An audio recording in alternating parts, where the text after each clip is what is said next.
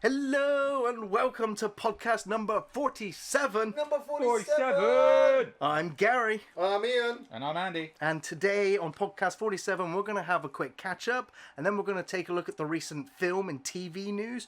Before, in the second part of the podcast, we're going to be discussing the Resident Evil Netflix TV series.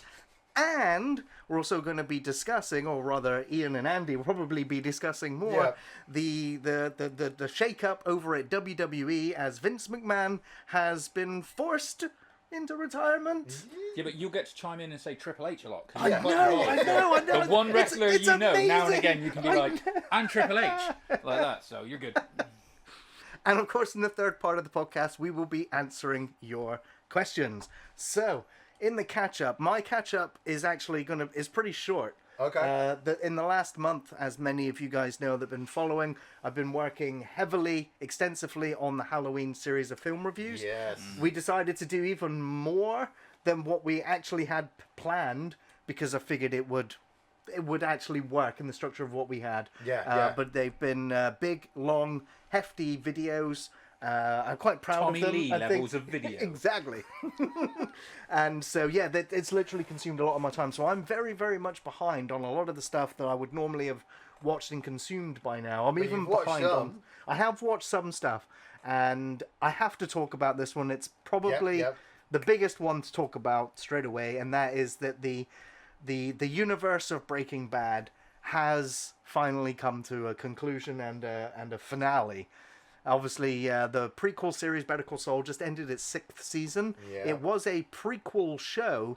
However, from the very first episode, it flashed forward in black and white to the events beyond Breaking Bad. So even though it's 99% a prequel, the final 3 episodes are all post Breaking Bad. So you are getting a finale to that entire universe. And so after 14, 15 years of this show, it went out on a massive high. So good. It is masterful storytelling, performances, writing, music, editing, the Easter eggs, the callbacks, the subtleties, the emotional payoff.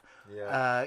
All of the questions that we've had as to how they would handle these characters, where they are, where would they go, and the fact that they brought in characters from Breaking Bad and had flashbacks in time as well. It was honestly one of the most special and beautiful send-offs to some characters and to a world that I've ever had the pleasure of experiencing from television. I cannot rate it higher. I remember when Game of Thrones finished. Completely different story, wasn't it? And you were still talking about that yesterday. I still... Like, as someone who I haven't watched Breaking Bad or anything, so it's nice to hear that's paid off that much. Have you not watched any of Breaking Bad? No. See, You're the same, aren't you, Ian? I've watched the first season. I watched the first season from beginning to end. By the way, not because of fuck Breaking Bad or anything. I It's never caught it, and it's one of the. Do you ever want to start a series and you click on something on Netflix and it goes? You're like 8 seasons. Oh. No, that's when I get excited. If I see a TV show go further than 2 seasons, I'm like, oh my god, they've actually made something here. If it goes past 5 and it's not dying, I'm like, okay, I've got something to come back to later on. Once it gets to 8 or 9 and the fans are telling it to fucking die, I'm like, okay, I'm never Yeah, gonna and I've watch got to admit, that. I've never seen any of that online where they were like, oh, Breaking Bad should have fucking been off earlier. With Breaking Bad, what I thought was really good was Breaking Bad was only 5 seasons, and I thought, wow, that's really small and condensed for what appears to be such an amazing TV show in only 5 seasons. And they condensed it, they swallowed it, they just closed it, and they went, look, we're not going to ruin it anymore. When Better Call Saul came along, I was worried they were milking it. But Bob Odenkirk, the main guy, is such a good fucking actor, and I have only seen him in a little bit that he's so good. But he was also, I will also say that he was massively elevated by Ray Shehorn, who is his co-star, and she is one of my favourite characters in that show as well, and in the Breaking Bad universe. Yeah. So well written, so nuanced. He needs a character to bounce off. Yeah, a mirror to show what White needed Saul to bounce off on in his show. So for Better Call Saul, the last how many seasons? I don't honestly know what I've seen Ray Shehorn also in. As far as I'm aware, that was the first I'd seen her. Oh, okay. How many Maybe I just heard the name because of 6. popularity. So we've now got an 11 series kind of combined TV show, which any show I think that lasts 10 seasons, it's golden. Yeah. See, that's awesome as well, because I know we spoke about it before, where I said it's always risky when it's like, oh, we're going to do a prequel, and you're like, especially when it's a show where people's lives are in danger and stuff like that, and you're like, well, this dude's in this whole other series, so yeah, he's not going to die. Yeah. probably not going to die. Exactly, but it's hard. But if the writing's good, Mate, I haven't seen it. I'm praising it. Don't get me wrong. The fact that there were so many mysteries or so many characters that already have relationships in Breaking Bad, to go back and see how all those relationships came to be. Like, normally you'd be like, oh, I know the ending, so that, prequel, what's the point? The fact that it was so compelling and interesting and intriguing, it's such a surprise for a prequel show to be that interesting when you think you already know the story. Yeah. Yeah, I mean, let's hope that they can nail it with we've got 2 more big ones, haven't we? Because we've got the House of the Dragons or whatever it is for Game of Thrones. Game of Thrones and well, Lord of the Rings. Lord of the Power, Rings of Power and stuff. So. Yeah. Okay. I'm sure they'll be fine. And the internet will accept them with open arms. The fandoms. Especially based on the reaction to the trailers. Yeah. Oh, God. There is another show that I've been talking about. People in Game of Thrones, isn't there? Yeah. Well, they're the Targaryens. Anyway, the other show that I've been talking about extensively on these podcasts for the last couple of years now, and a show that I hope continues to grow and find its audience. I was happy to see them at Comic-Con this year. Not in person, but they were actually had a venue, and it's For All Mankind. The 3rd season has finished. For those of you that have not heard of this before, it is the show that's been being showrun by Ronald D. Moore from Battlestar Galactica and Star Trek fame, and it's the show where the Russians landed on the moon before the Americans, which causes a science and space race unlike our history. Yeah. And so where season 3 is, where they are now, it's 1996, and they're landing people on Mars. So that's where the technology has shifted and the differences are. Yeah. But of course, all the political intrigue, the perils of space travel, of colonizing Mars, all that stuff is highlighted and shown in a very interesting and thought-provoking way with really layered characters.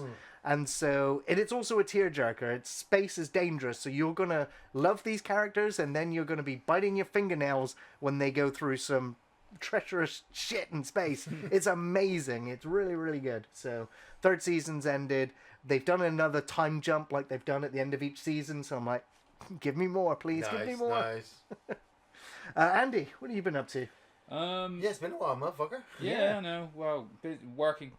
I've had so much on, like, work-wise. Yeah, I was on holiday. I went to Turkey for like 2 weeks. You did. That was fucking awesome. I mean, you don't look as much like a lobster anymore. You toned down a bit. Yeah, I was so dark, it was almost like racist. Like, people thought I'd, put some kind of makeup on or something. But yeah, no, we had an amazing time away. It was great. Really needed it as well. I mean, I have struggled with time. I mean, like, we were trying to organise time to go watch The Black Phone in the set, and it was just like not going to happen because of how busy we've all been.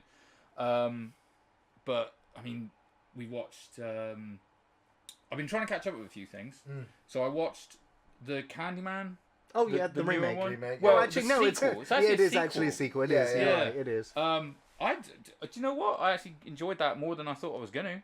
I thought it was mediocre. It was honestly. kind of like it was average. Of the road. Yeah. It was average, absolutely. But I was kind of like, you know what? The way you tied it into the first one. Yeah. The way do you know what? It's about 3 different movies or 3 different things I've watched or played that have done the whole. We're going to show you this story by animating it. Yeah.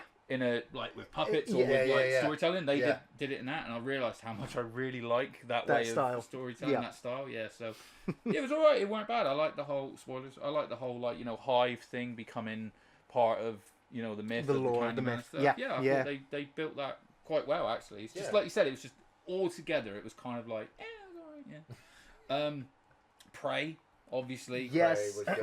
I've got Prey on my notes as well. I really enjoyed this movie, man. I watched the Comanche cut yesterday. Did you? It was really good. Even though it's just a dubbing over, man, it was so much I watched that because the one thing that I'll say as well, the most impressive thing about it for me personally was the sound design. Yeah. So I rewatched it with a headphones on, and it's it's incredible. It's so the immersive. Landscape, you know what I mean? Everything is beautiful as well. Well, yeah, I thought that the reason that I enjoyed this one so much is because I think what they did, they did what made the first one so good in the way they kept the scale small. Yes. Yeah.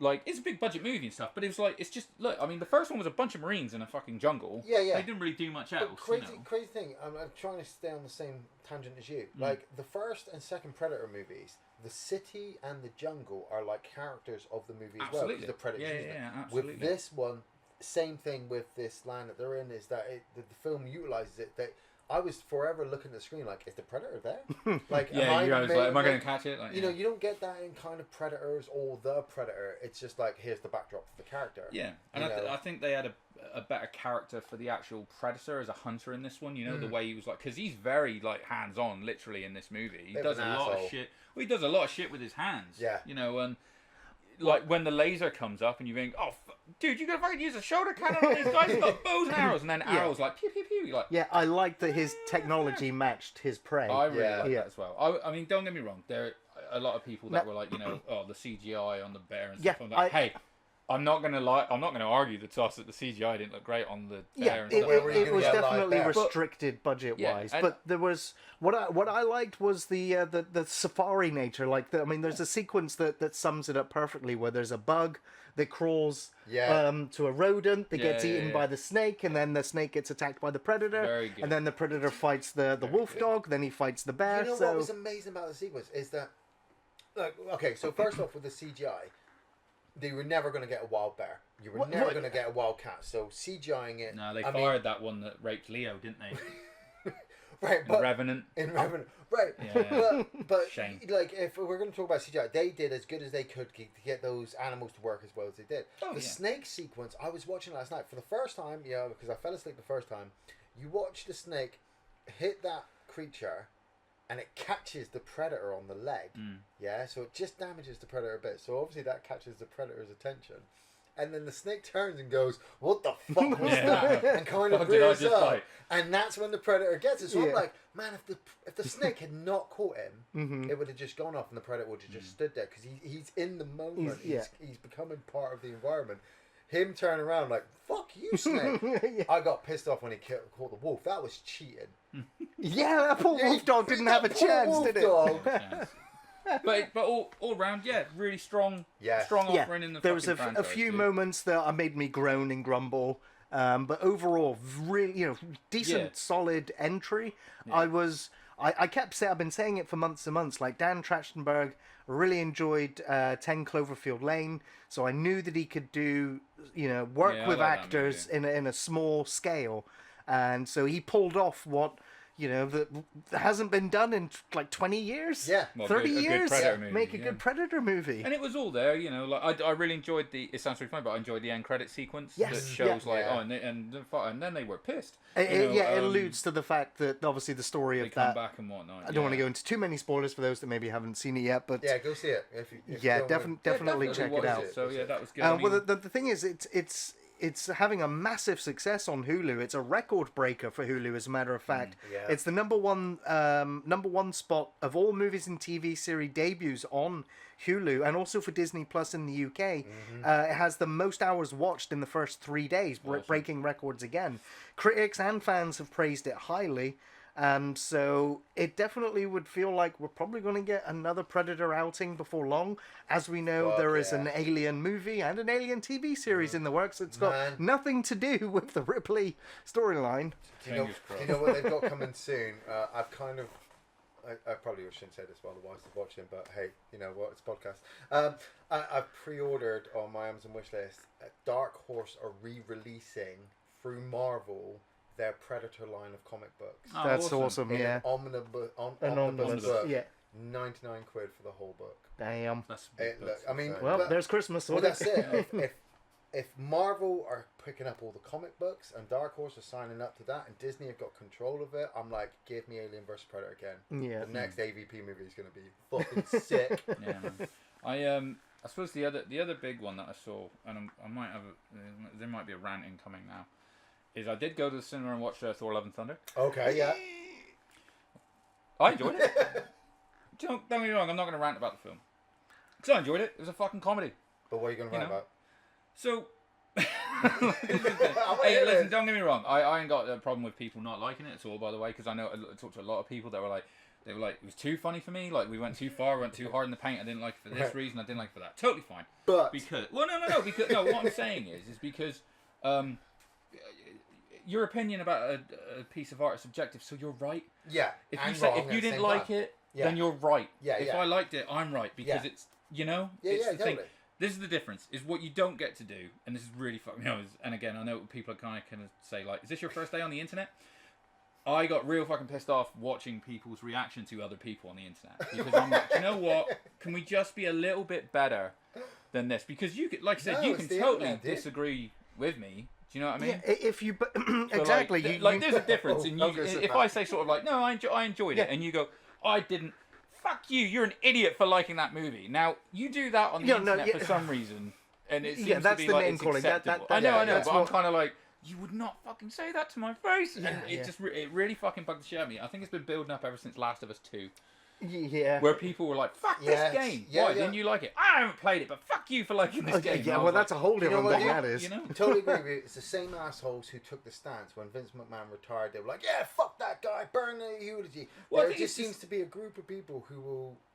It's just like it's that personal kind of sort of like, if you don't like the thing I like, then fuck you, and it's like but that's the thing, like, exactly. So yeah, sharing of opinions is great. So having two subjective opinions over one film is interesting to see two different points of view on it. However, it is also, every film you can objectively also break it down and leave your subjectivity alone. Stop having opinions, but so long as you can back up what objective comments you're making with references honestly, I'm more just like, just don't fucking personally attack. Just be better. It's the personal attacks, exactly. That's when people have given up. Because they can't. Through experience of especially like now Marvel fans, I'm like, oh, can we not be Star Wars fans about it? Jeez. Through experience of talking about films for so long, people will go the personal route when they feel like they cannot convert you to their way of thinking. Somebody really hates Thor: Love and Thunder, and I watched Thor: Love and Thunder in the movie, and you know what was funny? While I was watching it, I tagged all the moments I was like, the internet's going to hate that, the internet's going to hate that bit, they're going to hate that bit, they're going to hate that bit. Because I think, personally, Taika Waititi turned around and went, you know what? Fuck everyone, I'm putting this in. The bunny rabbits, spoilers for Thor: Love and Thunder, when the little girl turns around with the powers of Thor, with the bunny rabbit in her hands, and spins around and kills a bunch of things.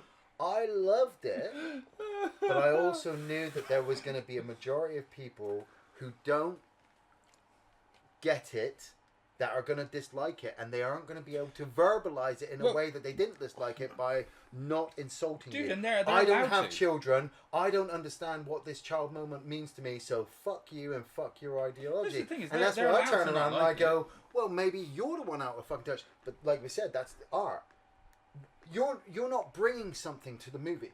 When you go to a movie and there's a kid moment, having a fun moment, if you don't have kids, you're not bringing that heartwarming moment that you have when you see a kid with a smile on the face. If you're a parent and you do, you see it and you go, I get that moment.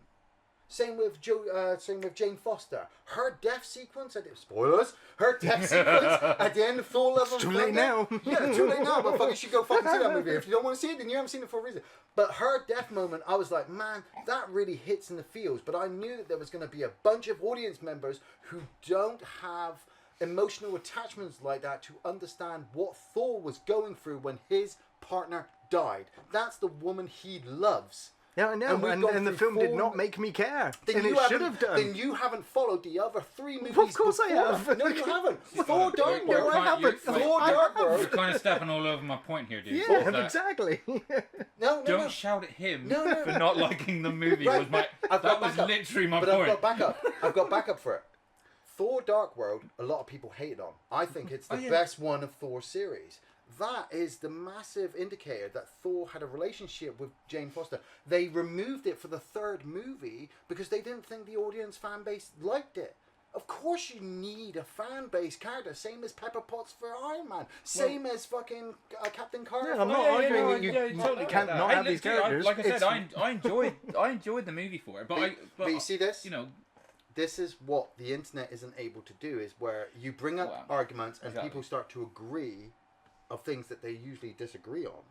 I think really honestly my point is just sort of like if you're going to talk to someone online, just think like, would I say this to this person's face? And you This is really your first time on the internet. and you went, no, I know exactly. But this is my thing. It's like, yeah, well, fuck it, we got a platform, so I'm going to say it. It's like, honestly, it's like, if you wouldn't say it to the person's face, maybe don't even write it. Because 9 times out of 10, you look like a bitch. Dude, seriously, you need to spend more time on the internet to understand. Well, no, clearly you spend less time on the internet, But no, I mean, like I said, yeah, I enjoyed it. It was one of those films that I enjoyed, but walked out cinema going like, man, I'm totally gonna get why people didn't like that movie. Yeah, I was exactly the same. I understand it and stuff. I thought Christian Bale was great in it. Yes, he was. I thought he was really good.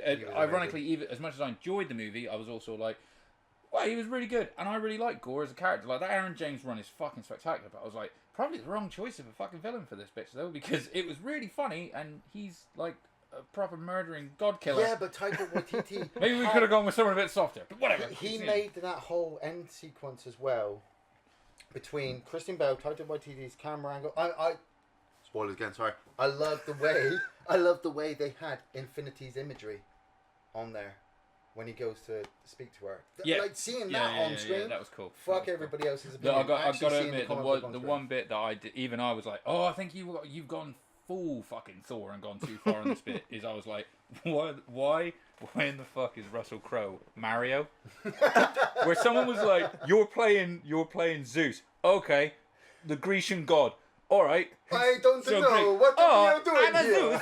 And it's like, hey, so what are you doing with no clothes on? He's now an Italian Greek He god. was just sort of like, you fucking go telling me it's It's people. Like, mate, I ain't telling him. No Yeah. offense. We had a Scotsman playing an African in a movie about immortals where a Frenchman was playing a Scotsman, so... Well, yeah. Oh, You're yeah, an Australian playing a Greek.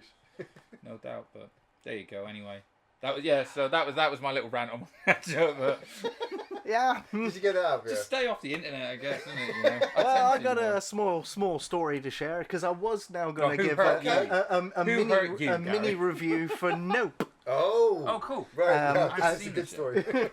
Now, obviously, Nope came out a couple of weeks ago. Listen, I know he's shit at it, but don't spoil this one because I do want to watch this. Okay, no worries, no worries. So Nope came out a little while ago, and of course everyone remembers the trailer that came out. Everyone was like, "What is it? Oh, we don't know." Nope. No, And so, The chat's on fire with this. and of course I've been Sorry. not been able to go to the cinema, been busy, yada yada yada. And so the last time I went to the cinema was to see Jurassic World Dominion, and I went with my friend John. Of course, I paid for the pizza and for the meal, for the cinema tickets, my treat. And you still owe him money for him having to sit through that. And so he was just like, so yeah, I'll pay you back. I'll buy the tickets for Nope, and we'll do pizza again. So it's like, great, that's great. It's like, message me later. I need to get back to work. I'll talk to you later. And so Friday comes. I meet up with my friend John. I'm like, yeah, how you doing? Blah blah blah. Let's go down. Pizza. Yep. We're eating pizza. We're sat there, and he's just like, so yeah, the films for when the buffet ends. I've got the tickets, and we're the only two people in there. I was like, oh, that's great. Well, I get the feeling it's not going to be great. So I get in there, sat down. What? So these trailers are a bit weird. They're loads of Japanese animated movie trailers. Why is there trailers for Dragon Ball Z action figures? Because it's the Dragon. That's because I'm watching Dragon Ball Z Super Saiyan Hero Mega Force 9 Blue Edition. Oh, fucking no! Did you watch it all? Did you stay and watch No! it? How do you know that that's why the film's not called Nope? How do you know that that's not the twist? People get there and go, nope, and walk out. I walked out going, well, this is a funny cartoon. It's a bit longer than I expected, at the beginning of the movie, but no. Oh, dude. I ended up... On the plus side, it was just you two in the cinema because I've gone with a group of 4 Right. where Donna, bless her heart, told us the wrong screen and we walked in, sat down, we were supposed to be watching The Force Awakens and it was the fucking Revenant. And I'm like... But I was like, I was like, hey, I've seen Force Awakens already. Can we stay and watch this? And like, no, we had to get up. Like, excuse me, do the awkward shuffle out.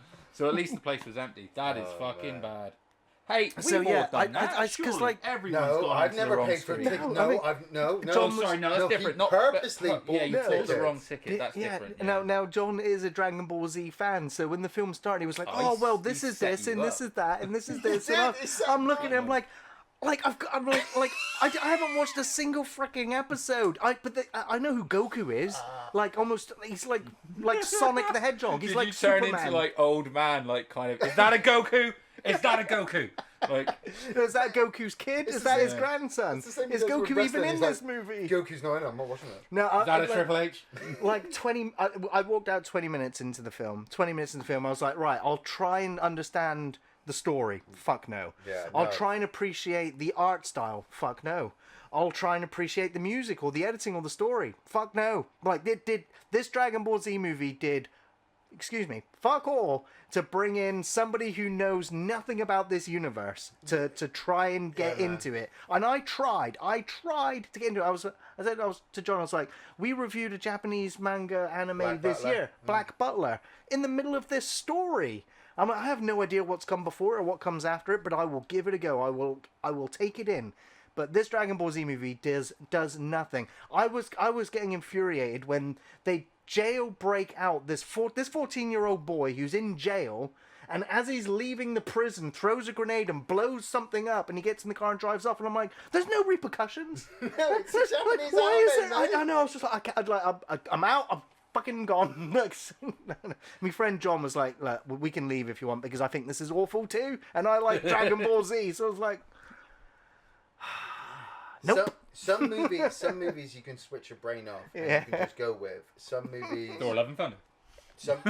but some movies you're set up for something else and you just haven't got time to turn your brain That off. is devastating.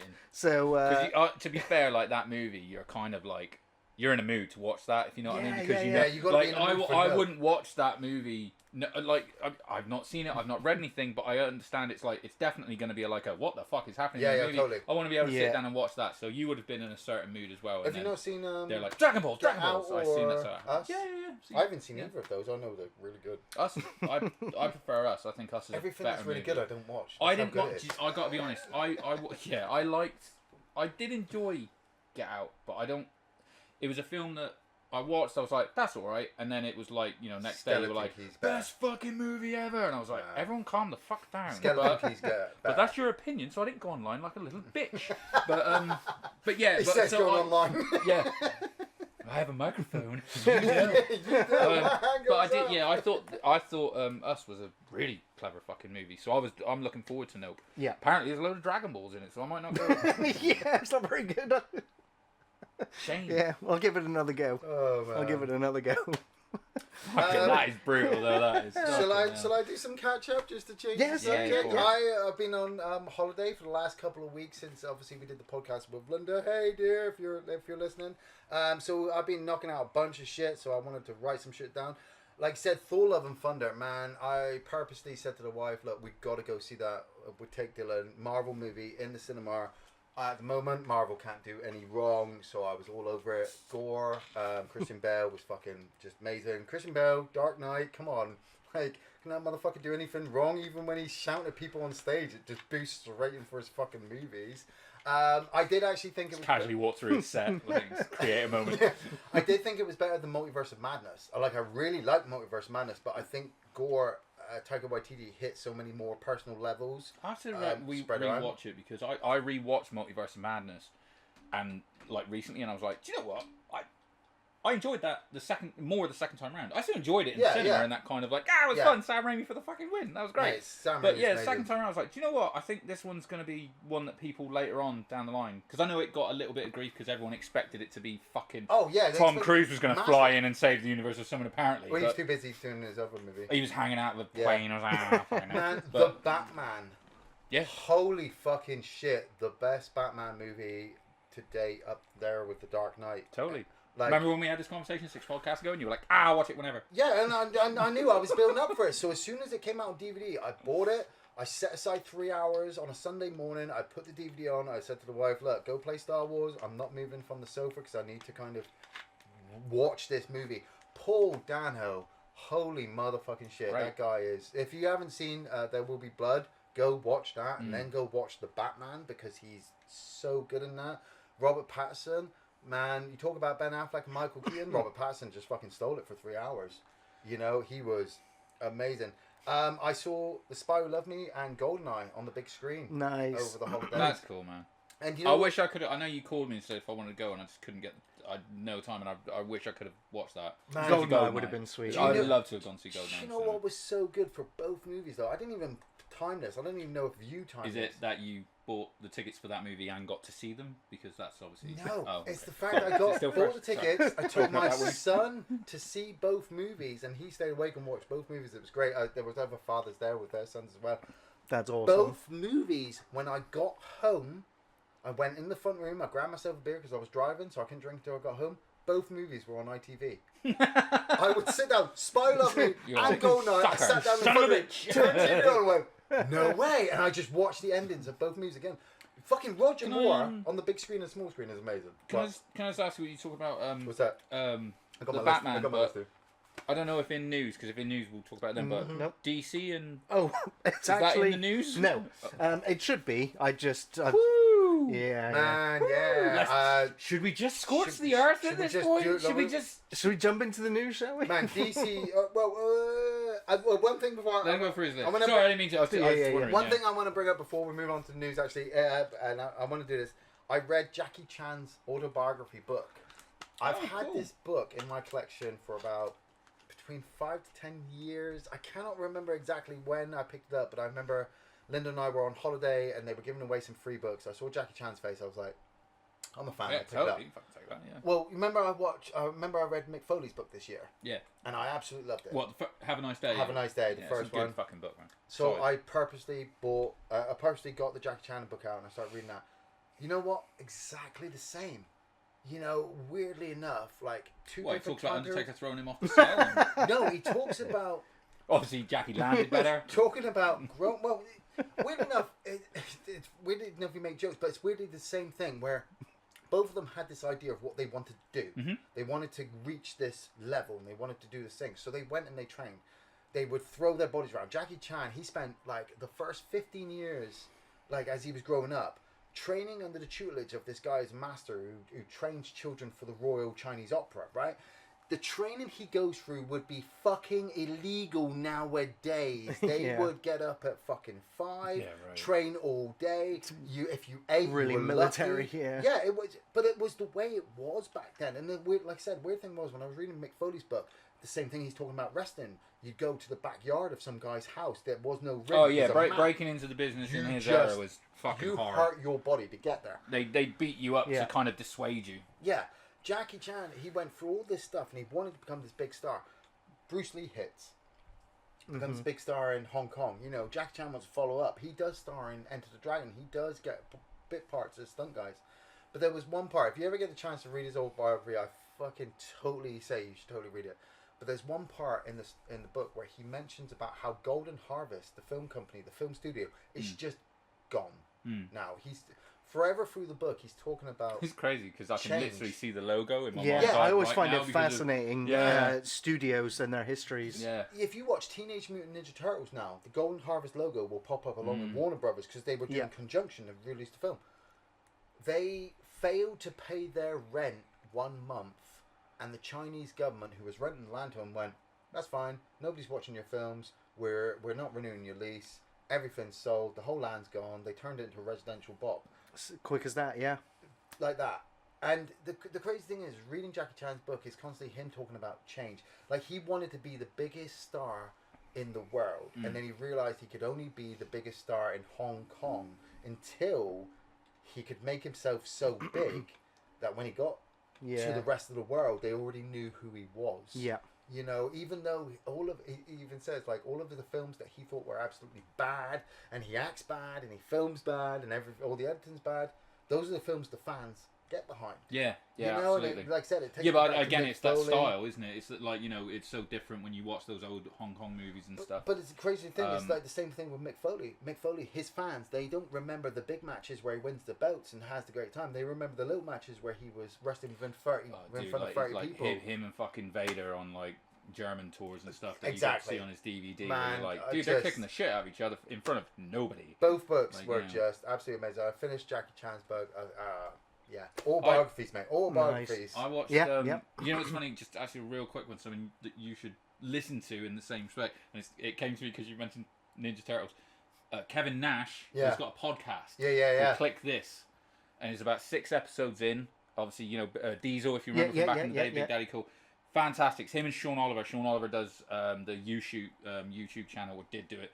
Some amazing interviews, and they always had some great chemistry in interviews as well. Yeah. Fantastic podcast, but he goes into the details about how he became the Super Shredder, like how he got the gig and stuff like that. And I was like, this is so interesting. Yeah, this man. is genius. The background it's really stuff is good. amazing. I watched the Jackie Chan movie recently. Some of it. Yeah, I started watching the Iron Mask. Oh. With Arnold Schwarzenegger and Oh. the worst, just unnecessary dubbing. They're speaking English. It's in English, but it's dubbed to fuck with their own voices. It's just terrible. I went from Prey with some of the best sound design I've ever seen to the movie with legit the worst ever. Oh, jeez. Yeah, it was one of those movies. I think we got about 40 minutes into it, and we were sort of laughing at how bad it is. And it's like, are we going to seriously finish this? I'm like, see what's left. If it's a 90-minute movie, 2 hours 20, fuck yourself. Yeah, Like, whoa. done. Like, turn it off. It ain't that fucking Done. funny. Yeah. Terrible. Let's hit the news, motherfucker. Well, before we get into the normal news, we'll have that delayed segue from DC as Warner Brothers has decided to just burn money. Yeah. Or actually, it looks like Christopher Miller shooting guns in the air, like. Or it looks like they're literally trying to make money and do tax write-offs for a whole load of properties. The main one, the headline story, is essentially the Batgirl. The series has been getting lackluster ratings. Yeah. Piss poor critical receptions. Still going? No.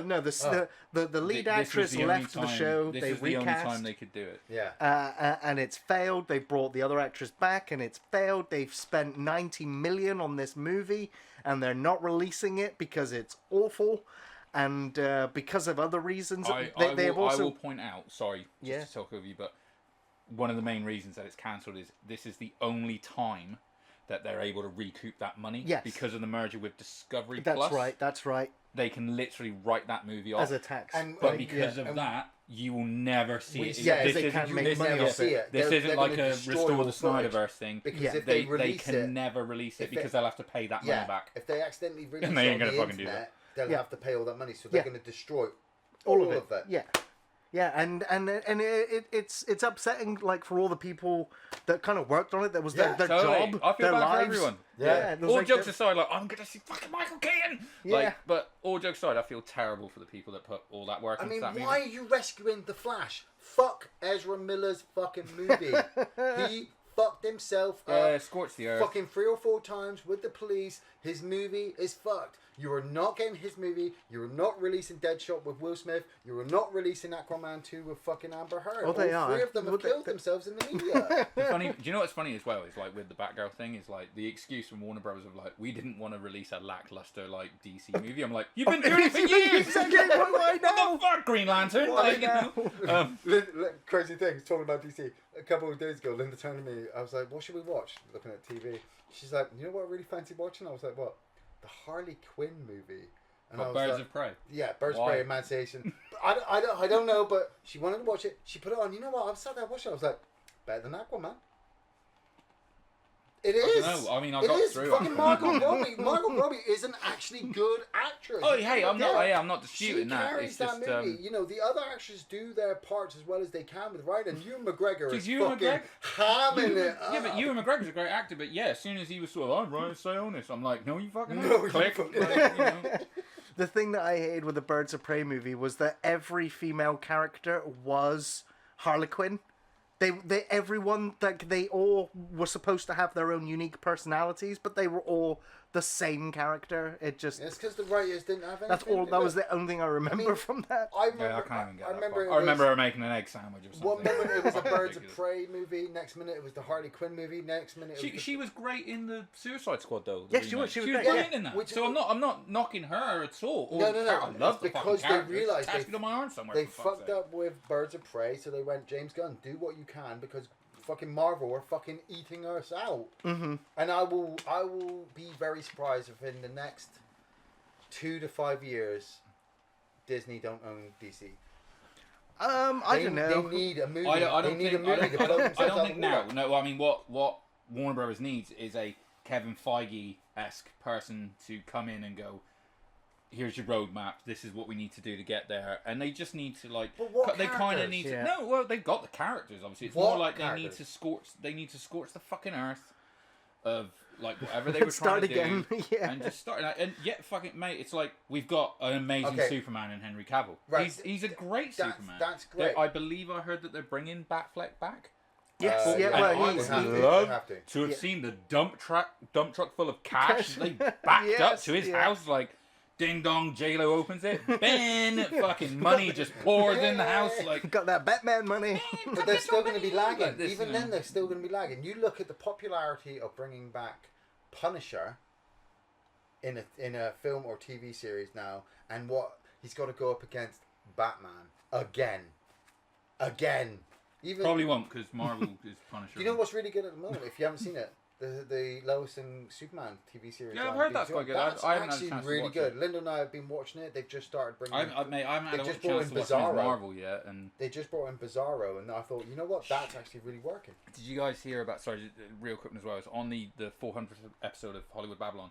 Kevin Smith talked about how he was doing an episode for a DC series. It was like a kind of like a Fantastic Stories thing where it was like.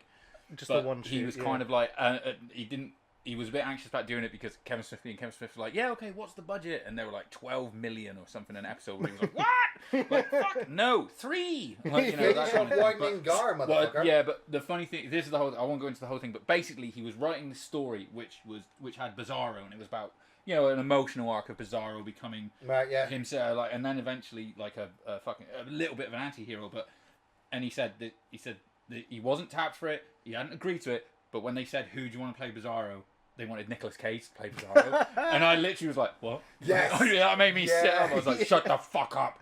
Nicolas Cage They're talking backwards. turning it into a comic. So Okay. we still get to see the story. But Man, when he if said they bring Nicolas that- Cage, I was like, that's how they reboot DC. You bring Nicolas Cage Nicolas as Cage. Bizarro. It's everyone. Yes.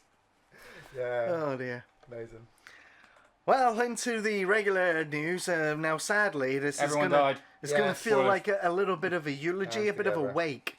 But of course, we do like to celebrate these actors or these film directors that have given us films or movies or shows or something that we're going to remember for the rest of our lives, Yeah. and hopefully for generations to come.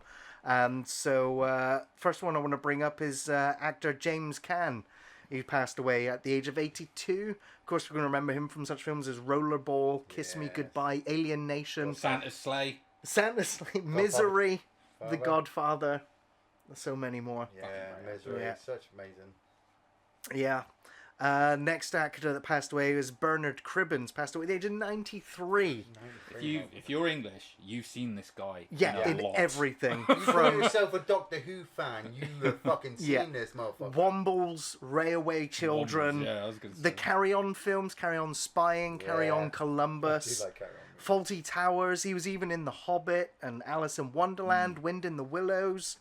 Jenny Agutter released a statement saying that it was a huge loss, that he was a very special person, the kindest, most generous, funny man. Always so full of energy and joy, and that's what he has given to so many. So yeah, real loss. But at the age of 93, 93, this guy is a cracking innings. legend. Fuck hell What yeah. an innings. Olivia Newton-John passed away Oh, at man, the age that of hit me. 73. Breakout role in Grease. You know, Xanadu, Two of a Kind, Sordid Lives, and It's My Party. Does anyone else as well get their celebrity death news from memes on the internet? No, I Like you get mine basically through you Facebook. see some horrific meme on the internet about an actor or an actress, and you're like, oh, they've probably died. Oh no, no. Like, Which I one? saw one of don't Olivia realise Newton-John why you in shouldn't the be on the car. internet, I know you she's in the know? car and she's flying off Like- with Danny, and it's like 2022. And I Do was you like, have, like, a oh, I thing got on a your bad phone feeling that- about that one. Oh You no. have a thing on the phone that just says dark web because Yeah. you're not supposed to click that.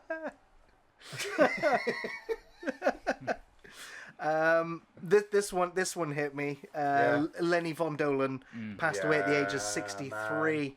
A lot of people remember him from Twin Peaks. Peaks. Unfortunately, he was in Home Alone 3, but I'll always remember him as Miles from Electric Dreams. Man, fuck that shit. I'll remember him as the fucking inspector from Red Dwarf. Yes. Who's just like, oh, I'm sorry, I did not recognize you, and then crying and shoots him. It's like, I've killed a human. Such a good pull. You're Yeah, right. it's Yes. such a great. That's traffic control.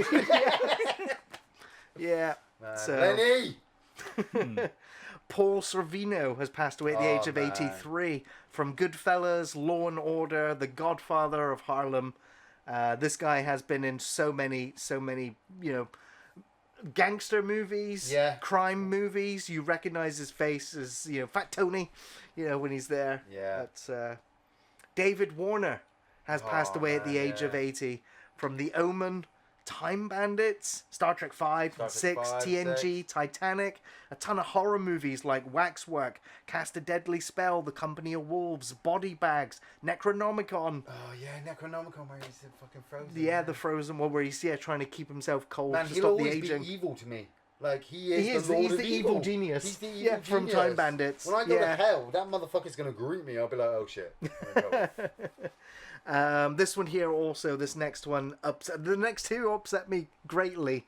But I'm going to say as well, Wolfgang at Peterson- least all these people have got like their ages are at least acceptable. Yes, Yeah. Like, yes. they're all like hitting 80 and 90, thankfully. Yes, so. that's great. Wolfgang Peterson now has passed away at the age of 81 Yeah. from Das Boot, In the Line of Fire, The Never-Ending Story, Perfect Storm, Outbreak, Air Force One, Troy, Enemy Mine, Bicentennial Man, so many more. Bicentennial Man. Yeah. Robin Williams, motherfucker. Too soon! Too soon! I love that movie. That's fucking great. Yeah. So Wolfgang Peterson brought so many memorable films into our lives. One of the greatest war movies ever made. One of my favorite fantasy films ever made. Guys left a mark for sure. As has this next actor that passed away, Clu Gulager, passed away at the age of 93. 70 years of film and TV roles, over 165 credits, including The Return of the Living Dead, Nightmare on Elm Street 2, The Hidden, Uninvited, Puppet Master 5, The Feast Trilogy, Piranha 3 Double D, You know what? Once Upon a Time in Hollywood. Yeah, the last film he did was Once Upon a Time in Hollywood, where he Yeah. plays the bookstore clerk, and he's just sat behind there talking to Margot Robbie. Yeah. And I'm like, man, Margot Robbie talking to Clu Gallagher, pretending it's the 70s because she's fucking one actress, and he's just, Yeah.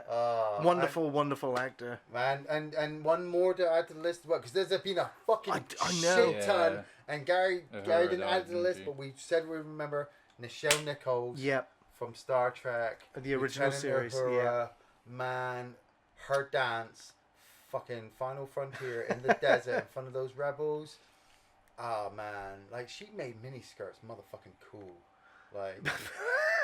like Star Trek, sexy as fuck.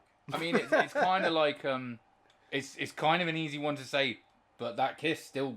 Yeah, the first it's interracial kiss on television. Yeah. It's not underselling to No. say how monumental that was. I mean, not only was it supposed to be with Spock to make the Yeah. interracial thing, but the fact that he made it with Kirk, I know there's a bit of backlash that he took to the scene, but still, black actress, Did you kissing white guy, 1960s TV. Did you hear that story though? That was like about how apparently the studio were nervous and they wanted to film it from like an angle where you don't kind of see it, so it'd be like behind him. Yeah. And he allegedly purposely fucked up every single one of those takes, So that William, so that they're like, it's the only one you can use. Damn. Yeah. well, William Shatner fucked it up. Yeah. Yeah. Okay, man, he's Which the if he did, he's fair the play. dude. He's He's, awesome. he's fucking Yeah. dude. I think, as it goes, if William Shatner survives out of all the crew of the Enterprise, we really need to check his house to make sure he's not stealing their souls. Oh, jeez. I'm just throwing it out there. I'm just not being crazy or anything. Alrighty, and now in a bit of uplifting news. Garth Marenghi is back. Well, This dude's cool. well, he wants you to curl up and die with his new book, Terratome, which is releasing November 10th this year, 2022. Now, he said it's less a book and it's more a petrifying mind realm or psych zone, if you will, and you must. Terratome charts the paranormal adventures of a fictional horror paperback author, Nick Steen, rejected by both heaven and hell for his blasphemous visions. Okay. Nick is a fallen angel now, living in purgative limbo in his hometown of Stalkford. chained literally to a cursed typewriter in a flat, which also forms a part cosmic portal to unexplored demonic realms. When Nick's imagination escapes, leaking out of his own head, Storkford is overrun with a fictional horror of his own books. Their incarnate denizens hell-bent on destroying Storkford, Outer Storkford, and possibly slightly further. Okay. That's going to be a TV series on fucking E4 in about 2 If you're a months, fan of Garth Marenghi, if you like Dark Place, this is going on your must-buy list. Yeah. For anyone that you know that's slightly into horror, this is going to be an excellent Christmas gift for them. No doubt. That's Gary Hinton there. I'm hinting, yeah. Now you know. Write it down, write it down. Write it down. Next story, the Pennywise, the story of It, recently released, and now a new documentary is coming out called King on Screen, which is going to be focusing on the 80-plus Stephen King movies and shows that have been developed 80. from 1976 with Brian De Palma's Carrie all the way up to Firestarter in 2022 and beyond. Yeah. It's going to include the creatives that worked and visualized the novels, interviews with the likes of Frank Darabont, Mick Garris, Mike Flanagan, Greg Nicotero, and more. I haven't had chance yet to see the Pennywise, the story of It, because it's only available for streaming in America. So I've been trying to find a place where I can rent it to watch it. If King on Screen, it was actually Stephen King, and it was just him, big pile of cocaine. He's like, let me tell you about how I wrote this.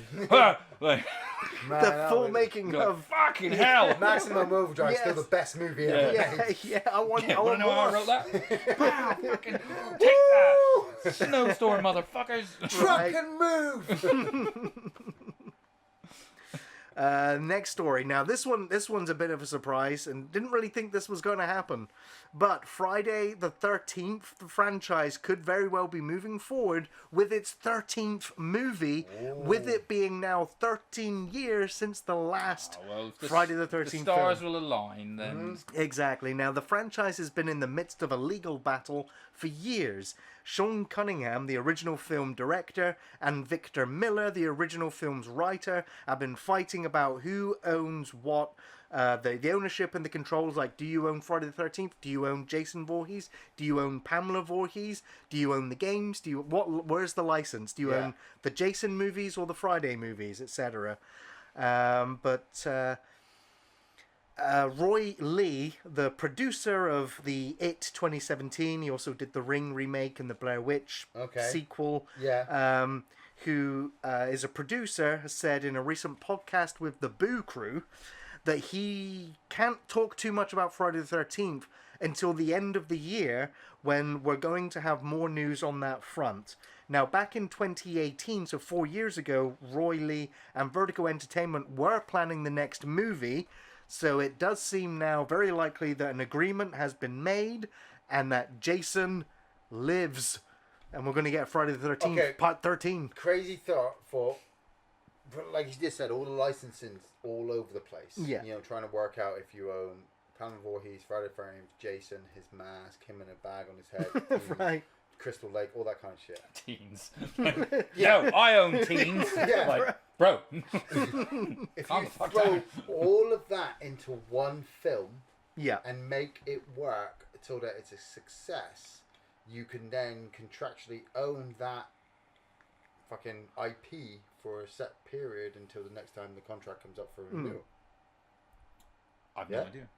Well, it totally depends on the deal. Yeah, but that's how I'm trying to work it out, because like you just said, Sean Cunningham made Friday the 13th Part 1, but maybe it's a case of it's like you have to change it just enough in each Yeah, point but to be what able I'm to saying make is it so it doesn't go to either, or it satisfies both. Friday the 13th Part 1 only has his mum in it, doesn't actually have Jason. When you go to Friday the 13th Part 2, spoilers, yeah, so Sean Cunningham kind of sold that to the movie company, so that's why the licensing starts to get diluted.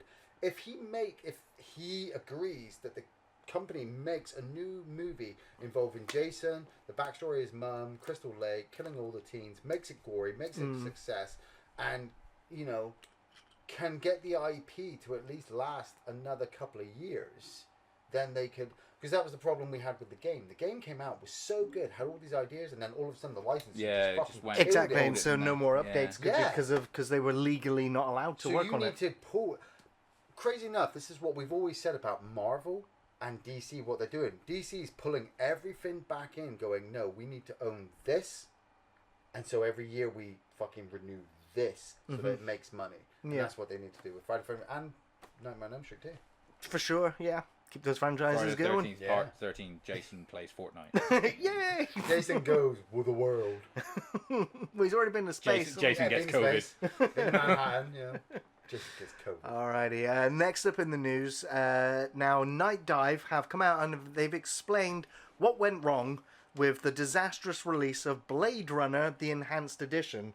Now, if What- you what ever was played wrong in the late 90s, Westworld, the Command and Conquer video game developers Yeah. created a Blade Runner video game. I remember. Which, if you ever played it, was a point and click, Yeah. story-driven puzzle game, which was Graphically great. at the time. The graphically at the time, it was Fuck. over multiple discs. Yeah. But earlier this year, to coincide with the 40th anniversary of the movie, Night Dive were tasked with a remastering of the game. They released it, and it was horrible. It was all of the imagery was blurry.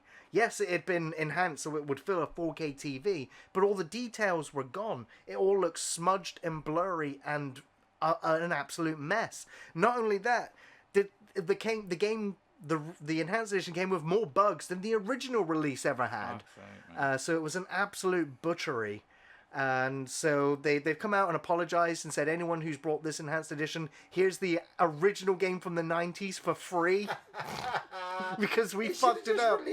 Why? I was gonna say, when they were doing that, was anyone going like, "Oh, do you know what we should have done?"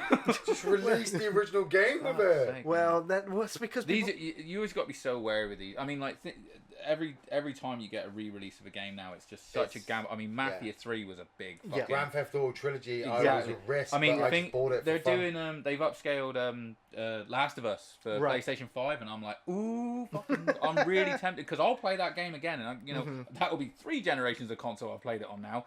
But I'm like, I love that game. I'd be interested to see what they do with it. But I'm definitely not day one in it. That'll be like wait until it comes out. let's just see a review. I know what the game is, so it's like, just let me know it's not fucked when I get it. But the fact that we have to do that now is like, there's a couple of big PlayStation titles that I want. Like, I can't wait for God of War Ragnarok. Sure. And part of me is like, day one that. They can't fuck that up. Can they? Yeah. Like, Yeah, they look, fucked up Silent Hill and Metal Gear Solid. it's just like, in a way, there's like, I don't think that there's even a studio that hasn't done anything bad. Just because of the industry at the minute, I've just got no faith in anyone. Yeah. You know? Well, Night Dive, they've apologized. They said COVID was an issue. They said that they had to relocate the studio at one point, and they said they had to rush to get it out by the 40th anniversary. Yeah. They said they're going to continue to patch it. They're going to continue to work on it and get this enhanced edition to where they envisioned it at the start. But they also said that Westworld. The problem Westworld. is these fucking timescales that they're Yeah, giving exactly, developers. crunched, where it's like yeah. you're But just leaning on these people. The original source code, like usually when you do a remaster, you have the code so that you can enhance it. Yeah. They didn't have the code. The Westworld or EA lost the code for the game, so they had to reverse engineer it, which takes it's like quadruples the amount of work they've had to do. Yeah, because they've made gaps in the programming of things that they can't. It's understandable, but still a mess. If you're a fan of Blade Runner, very disappointing. Next piece of news, another horror documentary coming soon, and it's called Living with Chucky. Now, Class. it's already had its premiere at the Popcorn Frights Film Festival, and to a lot of praise for its insight into the Child's Play franchise, with interviews and anecdotes from everyone that's worked on all of the property, while exploring the crux of it being Living with Chucky is that it's exploring all of the families that have actually been connected or bonded due to Chucky, so all the marriages and relationships that have bloomed and blossomed over the decades. And so that's the weird insight that this documentary takes, which is kind of an interesting take considering it's a slasher horror, voodoo killer doll. But Bloody Disgusting mentioned that this documentary is a solid reminder of the time, blood, sweat and tears that these films demanded to get made. So props to the series, man, because of the popularity and the quality of the series. This is why Did they're you like, complete oh, the series? No, I haven't had a chance to see Oh, it, but man. I've heard nothing but good stuff. It's so I'm good. like, props to them because it's obviously that's the reason that hey, people are interested in this again. Let's fucking drop this documentary and let's do all that. So It's fucking it's good. We're like, I don't want to jinx it, but we're slowly turning slightly on horror and such with like, you know, Chucky and Prey, and it's like, okay, let's if Evil Dead's good, yeah, like we might Evil get Dead away with Rise it. later. Yeah. I appreciate what we're about to talk about in the second part, but still, we're still in the plus column. Yes. Didn't you hear though? Like it's kind of like they live. We're becoming the woke generation, and then slowly we're becoming. I don't even back know. to sleep generation. I don't even know what woke means Wake me up anymore. when we get back to the going back to wake me sleep up in generation. September. Apparently, casting a female as It's She-Hulk bad. is woke. It's bad. I was like, really? Because you fucking fit as a dude. Yeah. Okay. I was just gonna go back in my house now and stay off the internet. I got some quick fire news for you before we wrap up this segment. Pow. Jason Blum has now teased that Five Nights at Freddy's movie is now involved with Jim Henson's Creature Shop. Oh, The Creature sick. team Alright. behind the film explained that the reason why this film has been so delayed is because they are still breaking the story. They want Yeah. to make sure they get the story right. That's what's been story holding is production fucked back. up. But they've said it's resolved and it's going ahead. dude, I just heard Jim Henson. Yeah, I get on know. it. No. Do you know what I found as well the other day on Amazon Prime? Oh, yeah, I saw Recommend this. everyone this. There's a film that I couldn't name because I'd forgotten about it. It was from my childhood, Right. and I was explaining it drunkenly, I might add, on a Sunday, drunkenly explaining it to a friend in my fucking garden. And I was like, it's about this kid. This is me drunk. It's about this fucking kid, and he sneaks into this place where they're making a huge animatronic dragon. And the dragon comes to life, and he's like, did you fucking make this up? I didn't, because I found the motherfucker on Amazon Prime. It's called Monster Maker. Harry Dean Stanton is in it. Oh, nice. Pam from Gavin and Stacey is in it, just to throw that out as well. And the lead kid, I don't know his name, but he was the son in Cracker, you know, Robbie Oh Coltrane. fuck. Yeah? Right, Yeah. yeah. This is well 80s. Yeah, well, it is. And it's about him, and he wants to be a monster maker. Harry Dean Stanton plays this guy who's like his idol. He makes all these animatronic monsters and stuff. Nice. And he works in, you know, in the city he's in. And he goes and starts working for him, and he's making this thing called the Ultra Gorgon, and it's voiced by the dude who plays Dumbledore.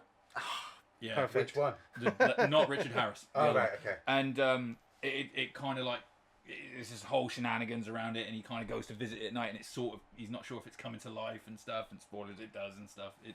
It's fucking stellar, and also But Jim really Henson- 80s, Jim so calm Henson down. monster- Jim But it's Henson's- again that wonderful like practical shit. I've been you know? waiting for them to make a Five Beautiful. Nights at Freddy movie since they made the fucking Nicolas Cage fucking puppet movie. Yeah. But Oh, I knew... Willy's Because they were Wonderland? both Yeah, announced at Willy's the same time, Right. and They that were one both flew announced, right but out. FNAF's storyline, and I use FNAF because that's how the kids say it, Right. right? Is that Down with the kids. It's mate, when you've got a son who watches nothing but FNAF and then tells you the All ins the and outs lore, of the entire yeah. series, and then you have to Wikipedia it so that you can be 2 steps ahead of him, so that he Take you doesn't longer to Wikipedia Man, read yeah. it than Man, those animatronics eat children. That's all That's I'm the gonna crux say. of it. Yeah, They that's the eat crux of it. children. So if it's a Jim Henson horror movie, fuck yeah. Hell yeah. All right, next bit of news. Now, we laughed about this one a while back, but Amityville, they've got another film out already. They were just in space, Oh, but God. now November's coming. Amityville Thanksgiving, and it's releasing this Yay. November. No. So now we've got killer turkeys in the famous Amityville house. With the killer lamp and they're in space. Yeah, and sharks and zombies and werewolves. And- everything's been in that house now. And the boy could be having sex with his sister, and then it's the reason why he kills his family and makes ghosts. Turkeys now. You're gonna watch it. You're gonna watch it. I haven't watched any of them since number 2. And there's 11 of them. No, there's like 80 of them. Paul W.S. Anderson is, they keep giving this man money. Yeah. They're like, you and Miller, here's all the money you need, Here's just keep all the money." making stuff. Yeah. Now, he's come out and he said, there's something that I want to do, and it's something I've always been interested in, and that is doing horror on the scale of Event Horizon once more. Do you mean good? Okay. Right? Good. Yeah, something good would be horror, nice. yeah. So I rewatched Event Horizon literally last week. I'm like, this still on holds up. Netflix. Yeah. Yeah, that's why I watched it. It's on Netflix. It just popped up. I was like, yeah. Mate, Yeah. fucking Sam Neill, have you seen Possession? Watch that shit. So yeah, hopefully we might actually see a return to a standalone horror movie from Paul Anderson. Now, if he's going to do another something like Event Horizon, hopefully it's not as comically over the top as Event Horizon Where's was. my wallet? I want to throw money down. 20 quid, his wife's the fucking main star. Well, of course. He wants to throw now. I mean, his new film's about to come out where she's the main star again, which is a PG movie. Next story. Vince Gilligan has already started teasing his next show. Of course, Breaking Bad, Better Call Saul. But apparently his new show is being kept under a veil of secrecy, and it's being described as a blending of X-Files and The Twilight Zone. Now, of course, Vince Gilligan was also a writer-producer for The X-Files before Breaking Bad. And so he said that this new world that he's working in is like our world, but the tweak is that we're going to be focusing and exploring on the human condition in an unexpected and surprising way in that supernatural-ish kind of world. So, can we experiment with the human condition any more than we are? We're 2022. Breaking Bad in the X-Files world? Let's see what he's got. What, crystal meth and aliens? Right. More likely to fucking see him. Yeah, true. It's Vince Gilligan. I'm going to be there. I'm going to show up for whatever his new show is.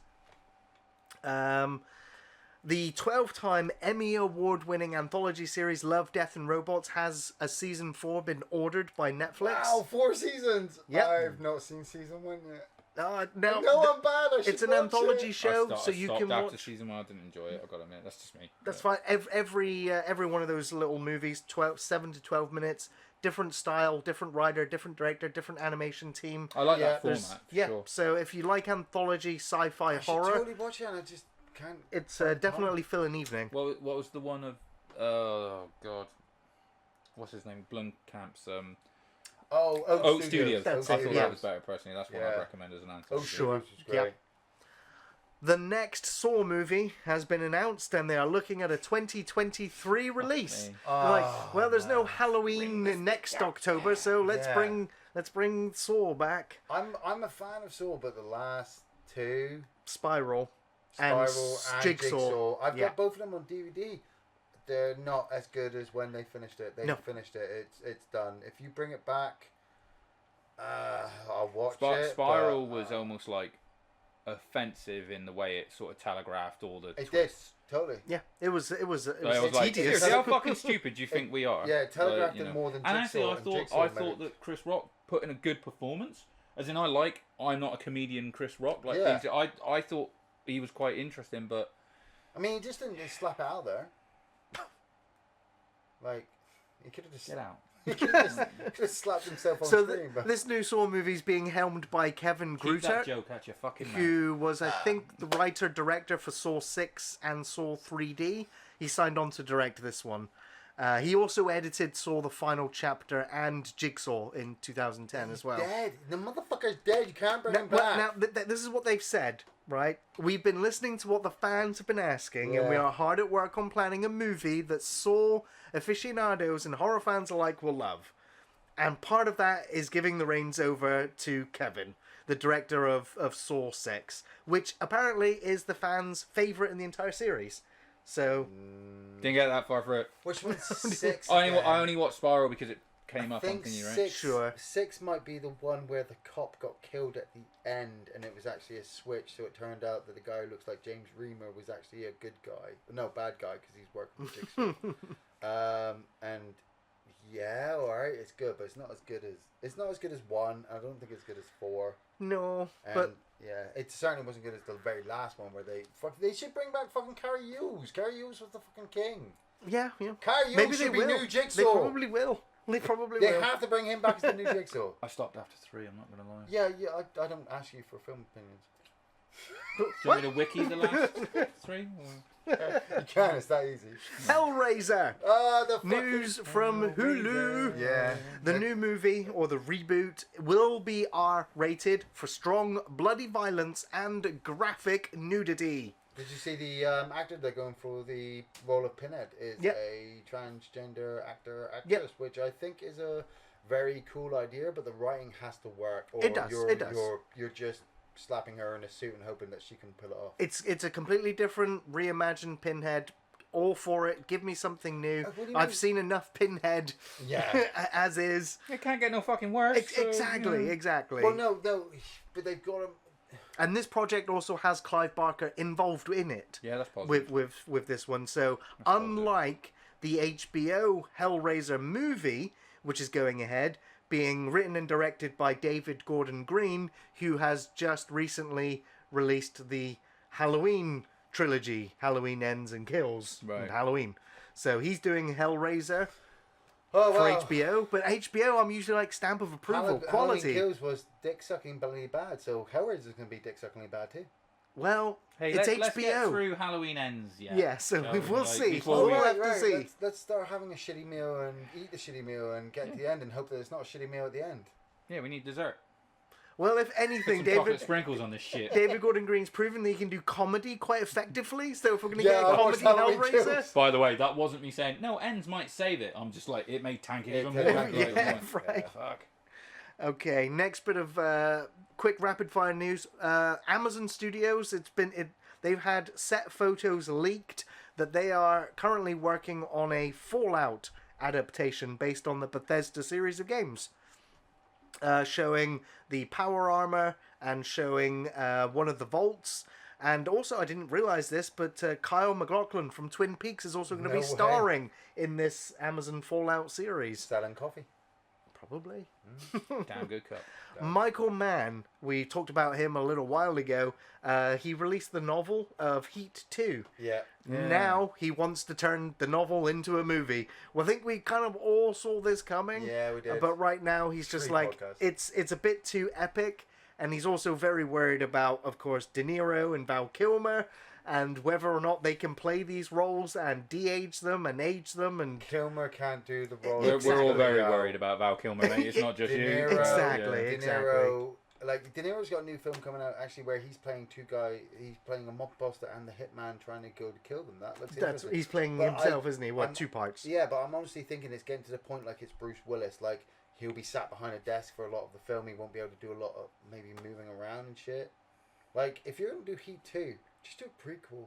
Well, that's what it is. Heat 2 is a prequel and sequel to Heat. Then don't use Kilmer, don't use De Niro. But then he's what he's talking about. Yeah, but that's what he's talking about, is then having to find cast members to fill in those characters. Paul Dano can play. Paul Dano can play De Niro and Val Kilmer. Wigs. Remember Bruce Willis in Day of the Jackal when he came out with that blonde wig? He looked badass. Wait, that wasn't his hair? Yeah, what was it? Shit. The magic of cinema. Magic of cinema.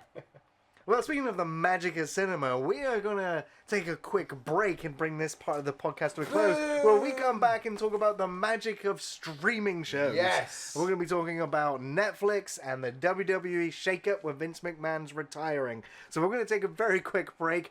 Don't go anywhere. We'll see you shortly. Peace. And welcome back to the second part of the podcast, where firstly we are going to be talking about the Resident Evil 2022 Netflix series. And then in the second part we are going to be talking about the recent shakeup at WWE with Vince McMahon retiring. So first, Resident Evil. Now, last year when Resident Evil Village was on the horizon, about to release, as a Resident Evil fan, it was a very, very exciting time. Yes. We've got Resident Evil 8 on its way. We've got an animated Resident Evil show going on Netflix. Yep. We've got a live-action Resident Evil show going on Netflix. We've got a live-action Welcome to Raccoon City this guy franchise is unfucking believable going on all at once. Yeah, you know, yeah. And so it was an exciting time. It was a really exciting time. And everything since that game's come out has been a steaming pile of shit. Move over east. All of it. Everything before that was a steaming pile of shit, but you know, we just went with it. And so I literally well, my brain, exactly. I feel like the turning head zombie from the beginning of the first game right now. I honestly, I don't understand how and why they can keep screwing up what essentially is the bare basics and of horror. Like all the criticisms at Resident Evil 1, the original, it's like it's the bare minimum. It's the basics of jump scares and monsters. And I'm like, well then how come it's so fucking hard to turn that into a movie? And that's because they go, well, there's no clones in it, so we need some clones. You know what? There's no DNA splicing of children, so we need that. That's what Resident Evil is lacking. You know what? There's no fucking zombies. They're called Zeros, apparently. Because there was a game, maybe, called Zero? Is that why? Like, I'm jumping all over the place. Zero was the remake. Yeah. Is that why they called them Zeros and not zombies? We're not allowed to say So zombies? this Resident Evil show for Netflix, it's 8 episodes long, and it is the showrunner is Andrew Dabb, who has come over after the 15 seasons of Supernatural, right? And he's hoping for at least 15 seasons of Resident Evil. Although looking at the feedback, it looks like it's going to be one and done. But I'll be very surprised if Netflix actually gives this a second season. Do you have the budget? Do you know what they spent on this? I don't know what the budget is, but I can tell you what the fan reactions are on IMDb for it. Now, Resident Evil the Netflix series is the lowest rated Resident Evil on that website with a score of 3.9 on IMDb. And I was like, okay, well, what's Welcome to Raccoon City? That's a 5.2. That's average. That's fine. Like Resident Evil the Final Chapter, I was like, I mean, that's like a 2. Bad. That's a 5.5. That's even higher than Welcome. 5 for Final Chapter. That's a pile of fucking shit. Yeah, but this series, even on IMDb, has a 3.9. Do you reckon like they got that news, like we've been scored 3.9 and they were like, out of 4? No, not out of 4, mate. Not out of 4. Not even out of 6. Right. And the entire time watching this, like most people I've spoken to have started the Resident Evil series and not been able to finish it. Yeah. Now I'm a Resident Evil fan. I consume Resident Evil. He does. So I watched it without a second thought. But when Andy, you should have stopped. Yeah. I texted him like though. a trooper. Yeah. Stop. But like a trooper, you watched the whole show, so you could talk do you know about what? it today. I did this for you. I did this for you guys. I was like, I messaged you, said, are you watching this? And I think you were about the same as me. You'd watched like the first episode, I was on episode 2. Yeah. And I told you, I was like, I tanked out after 2. Right. And you were like, I have 7. to finish it. Yeah, you were like, 7. get to 7, watch the opening few minutes. And I was like watching it going, at least there might be something epic at the start of 7. Oh no, he told me to watch it for a totally different reason. Fuck. I needed you to see Blade in Resident Evil. Yeah, but bad cosplay. So Blade. Okay, Yeah. so let's just knock it out now. They cast Lance Reddick as Awesome the new actor. Wesker. Amazing. Yeah. Amazing. Great actor. actor, but I even what liked the- him in Horizon Zero Dawn. He's in the video game of that, and he's fucking Yeah, he's a in great it. voice actor. What Yeah. were they thinking? Like, okay, all things aside, if you completely change the skin color of a character, you have to have a reason behind it. Like, I would totally get with the fact that Wesker, the original Wesker from Resident Evil, realized that he was a clone and decided to clone himself, and that the cloning process created Lance Reddick because of genetics, and now he's got a darker tinged skin to the rest of the Weskers that we know. The series did not say that. The series went, this is Wesker. Well, no, Well, the I series wouldn't is expect saying them that. to explain why they changed the ethnicity of a character, because then it'd be really on a fucking. I mean, I don't know what you want to do, but like, hey, I thought you'd be I white. want them or to something like that. I want them to explain what they're doing, and that's the problem I had mostly with this series, is that I was constantly waiting for them to explain what they were doing, and they were not doing it. You got the two main girls. I was just about to say- Jade and Billy, who we're like, okay, right now it's Saved by the Bell, but Resident Evil. Yeah, now exactly. Now, who is when you say Resident Evil and you want to sell Resident Evil to somebody, who do you think you're selling Resident Evil to in general? Right. Yeah. Now, Like, they would have done so much better if they'd have just done this as a generic zombie show. yeah, You know what I mean? yeah, Like, I just said the kept same Resident thing. Evil it's the name fact off that of it for is one. super generic and it Yeah. is super tropey, and the fact that 70%, and I think I'm being generous, 70% of this show is following two 14-year-old girls dealing with adjusting with high school and moving house and being in a town that they don't understand. And top of that, having to develop a character who's just been bitten by a dog. Yeah. Because they've decided to break into the Umbrella facility. Which, by the way, was really easy. Literally, all you need is a voice recording of their dad, and apparently that's like enough. And Now, I'm in the first episode, or throughout the season, we realised that Umbrella has disposable clone troopers that they can just send out into battlefields, yet they can't afford a single guard to stand at the door. Yeah. I gotta say, it's sort of like I really didn't like that they.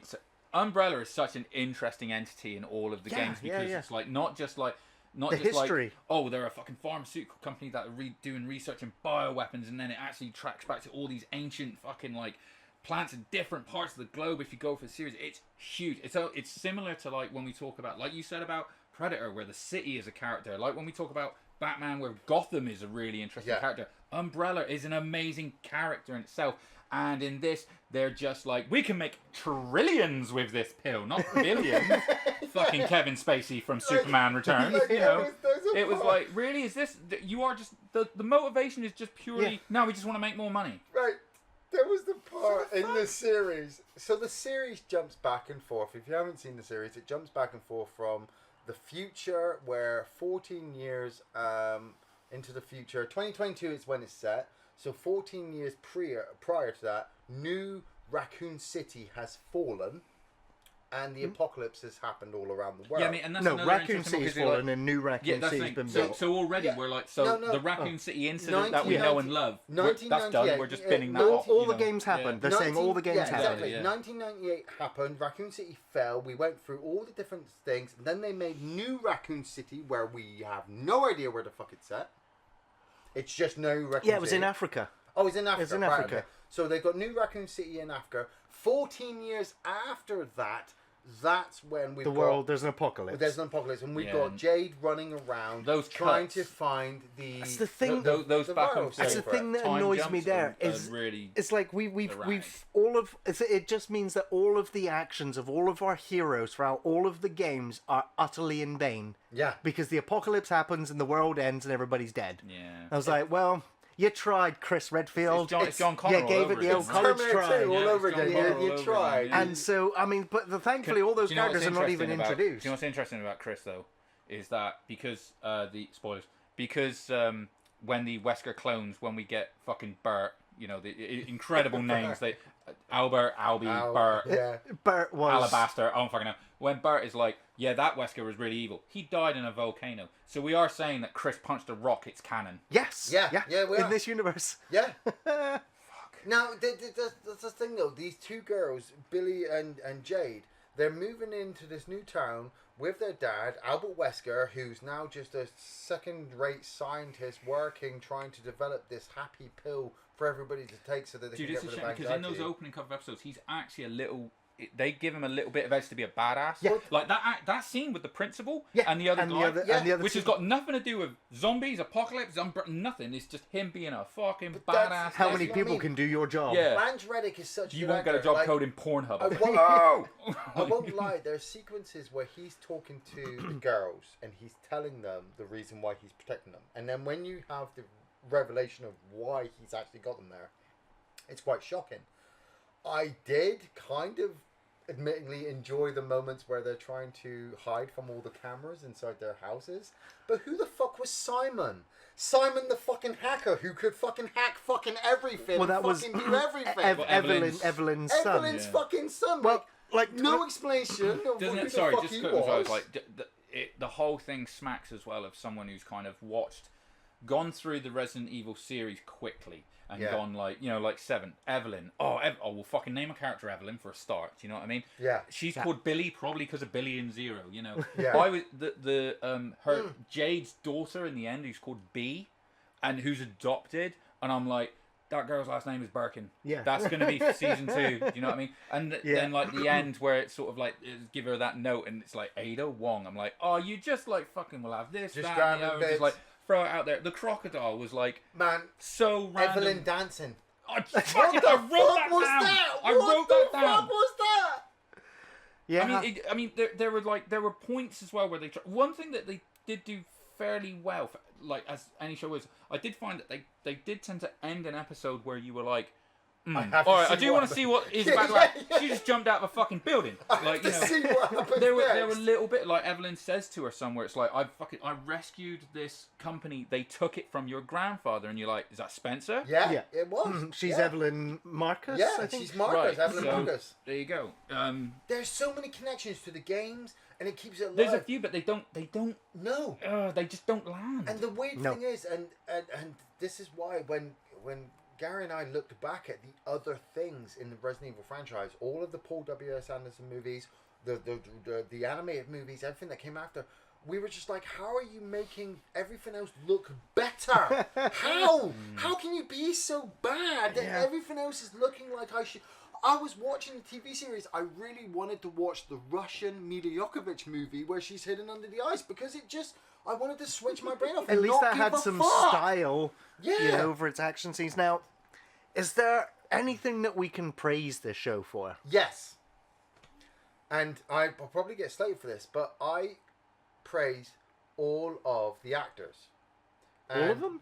I do. That old woman Yeah. in season 2 whose husband's turned up, really. Okay, I'll use the old woman as an example That was of rough dialogue. That was. the why the writing was Wasn't so her husband bad. called Barry as well? Probably. Or Bert or something. Oh, Bert. No, we already had Bert. That so- was Albert. Just call me the master of unlocking. So Jade No. is in the future and she's trying to find a way to make the zombies or the zeros work for the future because they can't get rid of them because they have eradicated them. She's releasing rabbits, and she's trying to see if the zombies have a hive mind to see if they'll work together to capture this rabbit. And she says that she's done this 187 times. Yeah. Yet later on in another episode, Murder, kill. she explains that she never actually believed that they would form a hive mind. Yet Right. you've spent how many years of your life trying to prove that they Mate, could? if you talk Right, about, It's I like mean, the inconsistency in her wait, writing. again, the fucking law of stupid decisions. Yeah, in zombie no. movies, like as soon as she brings that fucking zero on board the ship, you're Exactly. Now I was going to bring that up. So Fuck, you're supposed to be smart. Stupid Well, decisions. so that smart. she is a detestable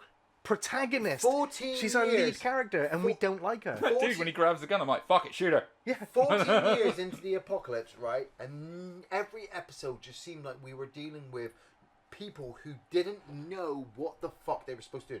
The old woman in the home, she's supposed to be living there for a little while. Her husband gets infected and she decides to chain him up in the bathroom. You do not realize how much of a threat that is to everybody else around you. You're going to be this selfish character. No. That's how she was written.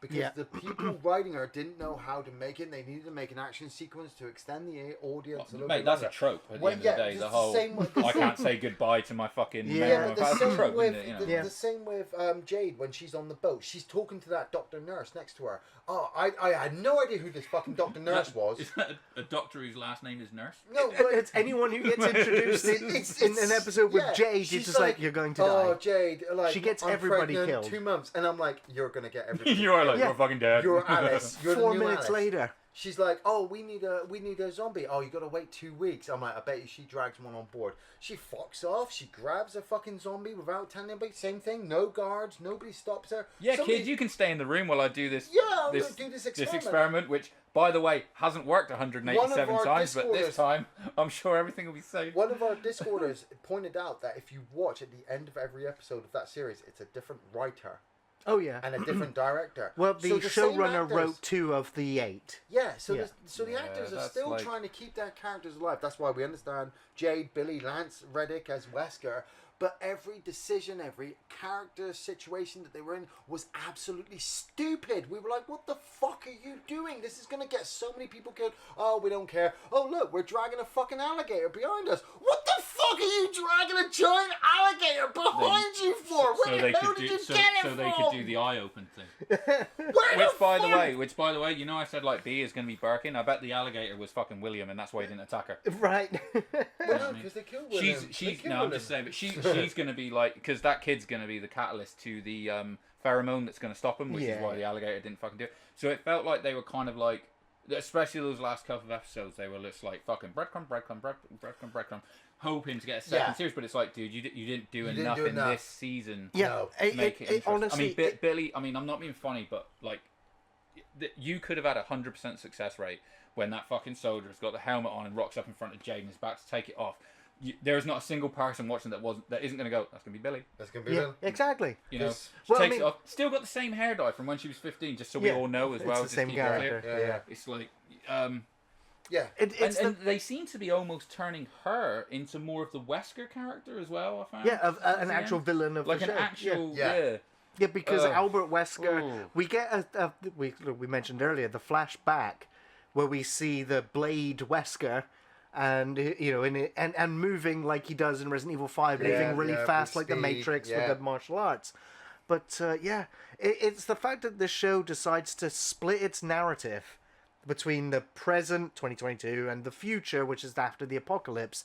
Yet so we're kind of expecting over the 8 episodes to watch the world get to the apocalypse state, which it doesn't reach by the end of the season. So it doesn't really feel like it served any purpose. No, which I think is mostly just so that they can keep those younger actors on for the next season. For the next season, their story. Yeah, they don't need to. There's no story there because we find out that her sister's alive in the apocalypse. We're like, well, we don't fear her slowly turning then into a monster because she's been bitten. It pissed me off.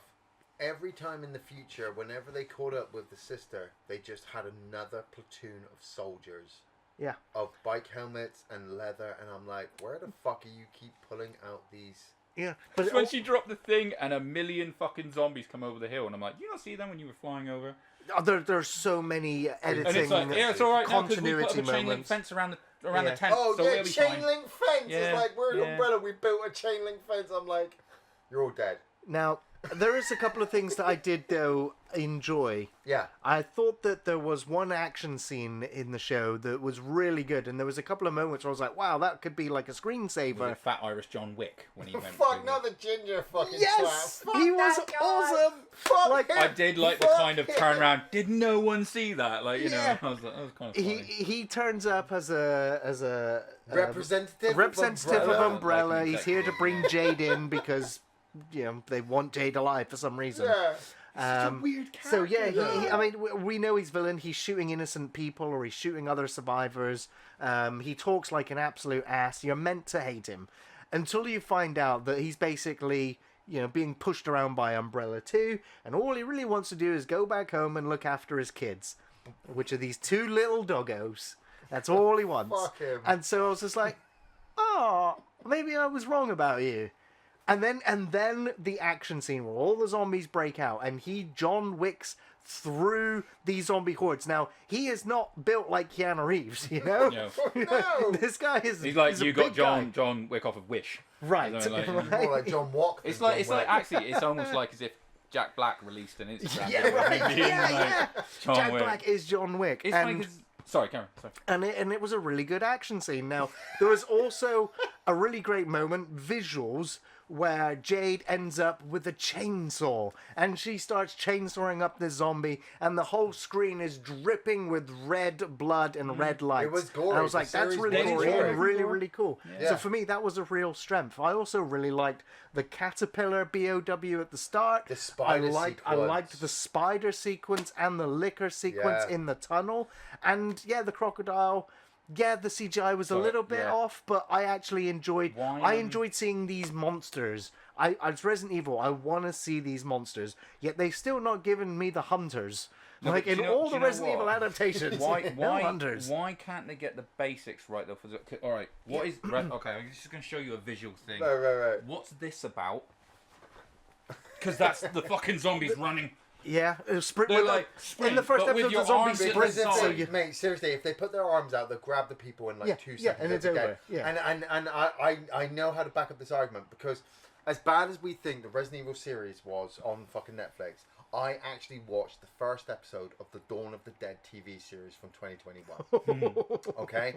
It was on TV. I was like, how did I not know that they were making a Dawn of the Dead TV series? And so I apologetically made my wife sit down and watch the first episode with me. That's cruel. For an hour, right? Now you're talking about the zombies running with their arms like that. When you see a shot of zombies walking, right, and you see one of the actors just walking on the same spot because he can't move forward, because if he moves forward, he's gonna fucking be eat out the of the main frame. character. Yeah. I was like, It's like This is almost bad. when no, but it's almost like when you see like a fight in wrestling. When Steve Austin goes Like, one into of the them ring yeah. to like stunner everyone in the ring, and you can see Level some the like weights. waiting their turn to like For their I'm just gonna hit now, like No, because it's hard to choreograph something like that. I'm not shitting on it. no, But I'm just saying I that's get what it it's like. with Dawn of the. I get it with Resident Evil. When we were seeing all the zombies running at them and they're just being killed, I'm like, yeah, they're terrible. This is terribly filmed. Dawn of the Dead did it worse, to the point that they didn't have the numbers. Day of the Dead. Huh? Day of Day the of the Dead. Dead. Sorry, yeah, Day of the Dead did it worse because they didn't have the numbers or the camera angles. At least in the Resident Evil series, they had the drones that appeared and started shooting them, and it kind of looked cool. It was over the top. They had to make the Resident Evil series over the top because they were floundering everywhere else. Well, they were floundering on story. It's like they failed to deliver the horror. Yeah. So they go, well, we'll just double down on the We'll double action. down on It action. worked It for worked. Anderson. It It's worked like for we were Anderson. talking before the podcast because I was saying about how I've been playing Resident Evil Village mostly to take the fucking taste out of my mouth. And we were just saying about how like it's crazy to think that with this new, because we're in the middle of a new trilogy really in the Resident Evil storyline, aren't that's we? right. 7, 8, and now 9 Yeah. coming.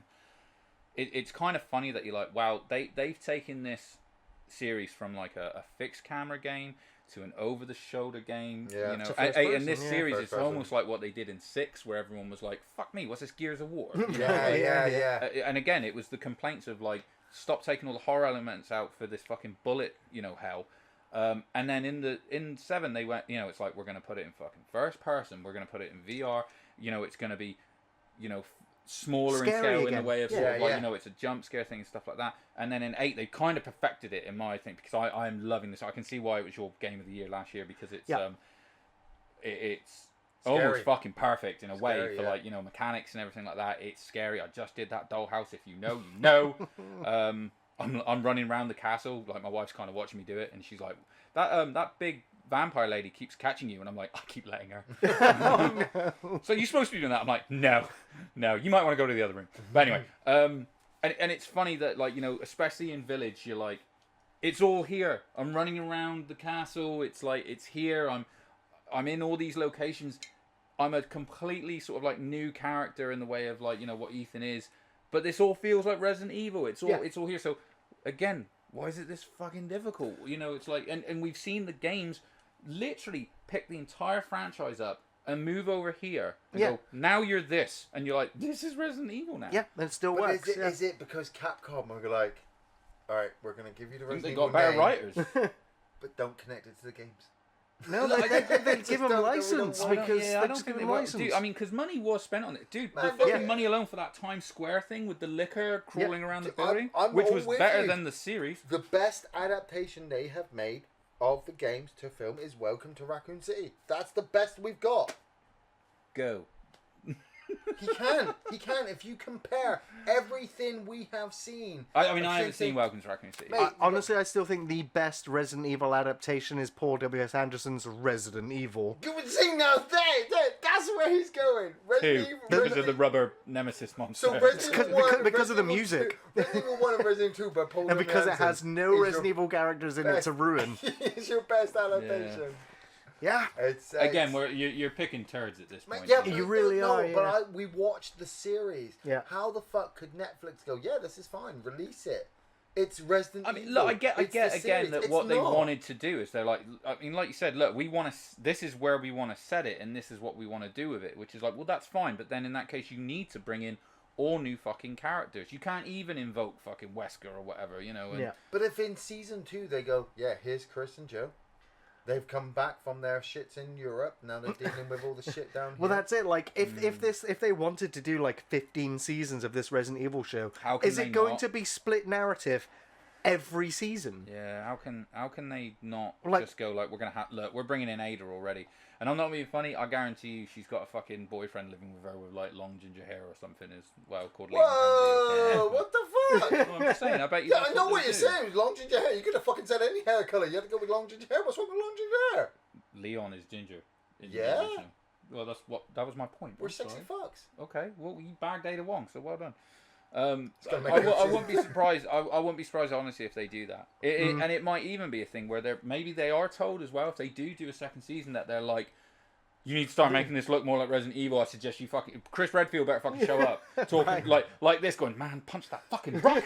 Oh, Ginger Lance Reddick. That's what we need. Ginger make him cosplay every fucking season. Like, so he's Barry Burton in the next one as well. Yeah, and Chris and Jill.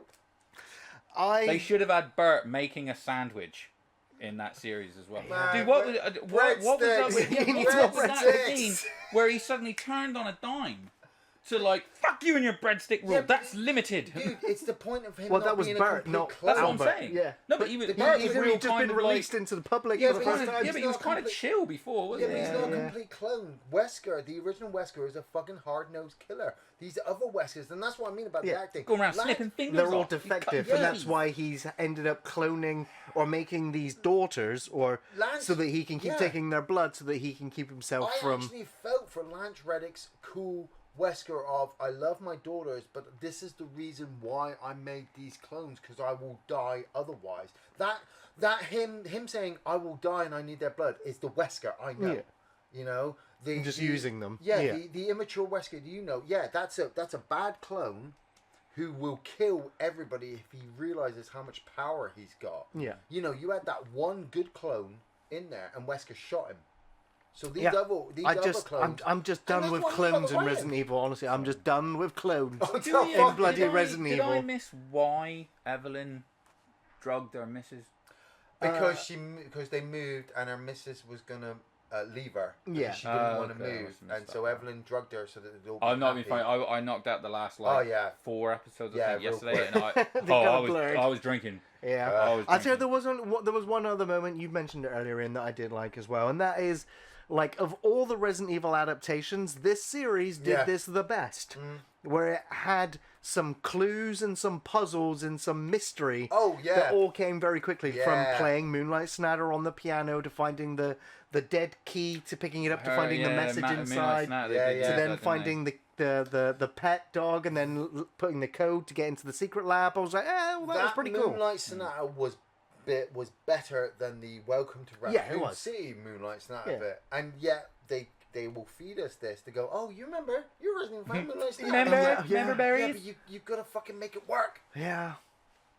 So anyway, So Ian, would you recommend the Netflix Resident Evil series, and what would you give it out of 10? I would give the Resident Evil Netflix series out of 10 at least a 6 out of 10, and I would recommend it to all Resident Evil fans to watch it, simply because if you are a fan of Resident Evil, you are eating up everything they give you, even if it's absolute shit, because you're hoping for something good to come along. It's not. So we're just gonna keep going. Watch it, you peasants. If you're a fan, you watch everything they give you. If you're not, then get the fuck out of here. What the fuck are we talking about? Otherwise, the writing is bad, the acting is bad, the special effects are bad, everything is bad. And if you got through Paul W.S. Anderson's series, then you're used to it. So crack on. More of the same. Yeah. Andy, yeah. Do you know what? If like I said, if it was just a zombie show that had no ties to Resident Evil, I'd literally probably give it like a 5 for just being. I hate to say this, but being like derivative again, sort of like stop making stupid decisions and all these things that are sort of like wrong with it because it's got the Resident Evil tag on it. I'll never normally agree with IMDb, but fuck it, 3.9. Yeah. Burn. I'm honestly I'm a bit torn on it because if you're a Resident Evil fan, it's too late. Yeah. You've seen it, you understand. Yeah.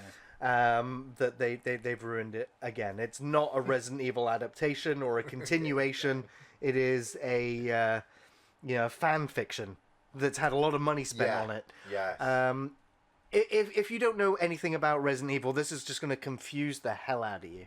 It really will. Yeah, that's the thing. You're not even going to pick up like the Easter eggs, are you? No, but I think it'll just be wasted. I mean, you might even watch it from a point of view like, oh, okay, I quite like this generic zombie series, but a lot of stuff that they say, you're going to be like, the dialogue's a little bit like wasted because I don't know what you're talking about and why this and why that. But then again, if you're the kind of person who there's a lot wants of to go stuff back and you've never played Resident Evil up to that No, point, but I mean, they won't explain a lot of it later, will they? Like the whole thing, oh, it's your granddad's company, whereas we can go, oh, you're talking about Spencer and stuff. Dude. That would just never be paid off because they're like, you know that. I totally get that, but if it was me and I was walking in blind to the Resident Evil Netflix series and then somebody showed me Resident Evil 3 Nemesis, I'd be fucking like, whoa.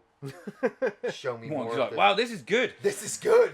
Yeah. Why wasn't the series like this? It has some good action scenes and it has some terrible action scenes. It has really unlikable protagonists. Yeah. And that's the real linchpin for me, was that the main character gets everyone around her killed. I thought the actress was okay. She was serviceable. But the writing, on all accounts, for everybody was abysmal. Lance Reddick is a beacon of light in this turd of a project. Honestly, I can't deny he is the baby wipe in this shit. And it's I recommend it because if you're a fan of Lance Reddick, like a lot of us are, you've probably realized at this point that Lance Reddick is great at being Lance Reddick. In this show, it's the first time I've ever seen Lance Reddick in a role where he's playing something different. And that is a comedy character. The character of Bert. Yeah. I kind of love him a little bit. Yeah, I did. He is really, really cool. But he's only in about 2% of this show. So you got to go for a lot of awfulness to get to those moments. Seeing the giant spider, that was pretty cool. Was cool. The lickers in the hallway. The zombies were terrible. The giant bug at the beginning of the first episode was kind of cool and interesting. The beasties look good. The beasties look good. The Cerberus look good. But there's so much padding and The wasted crocodile suffered time. from being in a very brightly lit situation. Yeah, because it was all daylight. Yeah. Yeah. Honestly, But I this think didn't if look this terrible. show was 8 hours long, and if I could get my hands on editing it, I would edit this down to 90 minutes, an hour and a half, and you might have something that's actually pretty serviceable. But if you're a general audience and you like B-movie horror, watch this and be fascinated at the awfulness of the writing. You know, but if you're a Resident Evil fan, you know, we just gotta all hug it out, I guess, until the next one comes along. I totally get everything you're saying. We are living in the world where people went, bought tickets, and watched Morbius. They'll watch Resident Evil. Yeah. 4 out of 10 from me. Well, that was going to conclude our Resident Evil Netflix discussion. So, Ian, I'm going to throw this one over to you now to lead the conversation. Well, as many of you know, I am a massive, huge wrestling fan, and one of the biggest turning points in wrestling history happened recently, where Vincent Kennedy McMahon Jr., not senior, because his father was senior, Vincent McMahon stepped down from his CEO position in the wrestling company after it was alleged that it turned out that he'd been paying certain women secretly millions of pounds to stay quiet after sexually having relations with them, which, I'll be honest, Sexually having relations. Well, You sounded like fucking Stewie Griffin, I don't know how to man. fucking word it. But you know what? I'll be honest. I figured this was the only way to remove the man.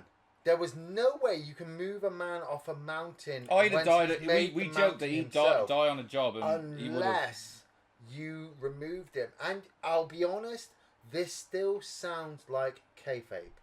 Now, for those of you that don't know what still think this will work? Now, stick with it. I seriously think this will work. Now, for those of you who don't know who kayfabe are, I if you're not definitely interested don't. in wrestling, then I don't mind if you switch off now. You're like, oh, fuck it, I don't want to listen to me. But you have to understand that in the world of entertainment, They're so there lucky. is a word called kayfabe where you will believe a story and it's not the real. old carny way of saying suspend your belief. Now, like Resident Evil, like we've just been talking, sorry, like we've just been talking about Resident Evil. We don't believe in zombies, but if a TV show shows it to us, we believe the zombies exist. It's kayfabe. It's fantasy, and Vince McMahon stepped down from his position after somebody leaked leaked. They didn't even leak it very well. It just happened that people. No, it wasn't. People It wasn't. noticed. It wasn't a leak. It was the New York Times. Right. But even did even the New investigate York about it. Times The New York Times investigated and went, "Oh yeah, this guy's been paying £3 million to a woman on the side," and that was it. He stepped down. There's been no investigation. There's been no court case. That wasn't There's been quite nothing. it. Well, it has. Dude, come on! It's not like it's like Johnny Depp and Amber Heard fucking in the court case. Well, They no, paid the granted. money, and whoever this woman is that we don't know, Women. whoever these women are happy in their position. That's not why he had to step down. No, it's because the legalities. The company turned around and went, "You can't be paying this money," and he's like, "All right." No. So okay. Kayfabe, bro. So the actual, yeah, I know what you're saying, but I'm just saying it's not quite as cut and dry as that, because the actual reason he was asked to step down, because you got to realize it's a publicly traded company. There's a board of directors that he answers to. Okay, so the reason that he was asked to step down by the board of directors is it's not just the fact that he's had, say, illicit affairs with women. Who he's there, and by the way, so they're not even allegation illicit affairs. Well, okay, I say illicit because he's a married man. But what I'm saying is, yeah, we haven't seen Linda on in the paper. public. We haven't seen the public. Well, just because she's not on Raw, don't mean she's dead. No, we don't know if All right, they're divorced. hold on a minute. All right. Stop shouting at me. Okay. All right. I didn't make Resident Evil. Calm the fuck down. So basically. But you're on the internet. Yeah. Yeah. Again.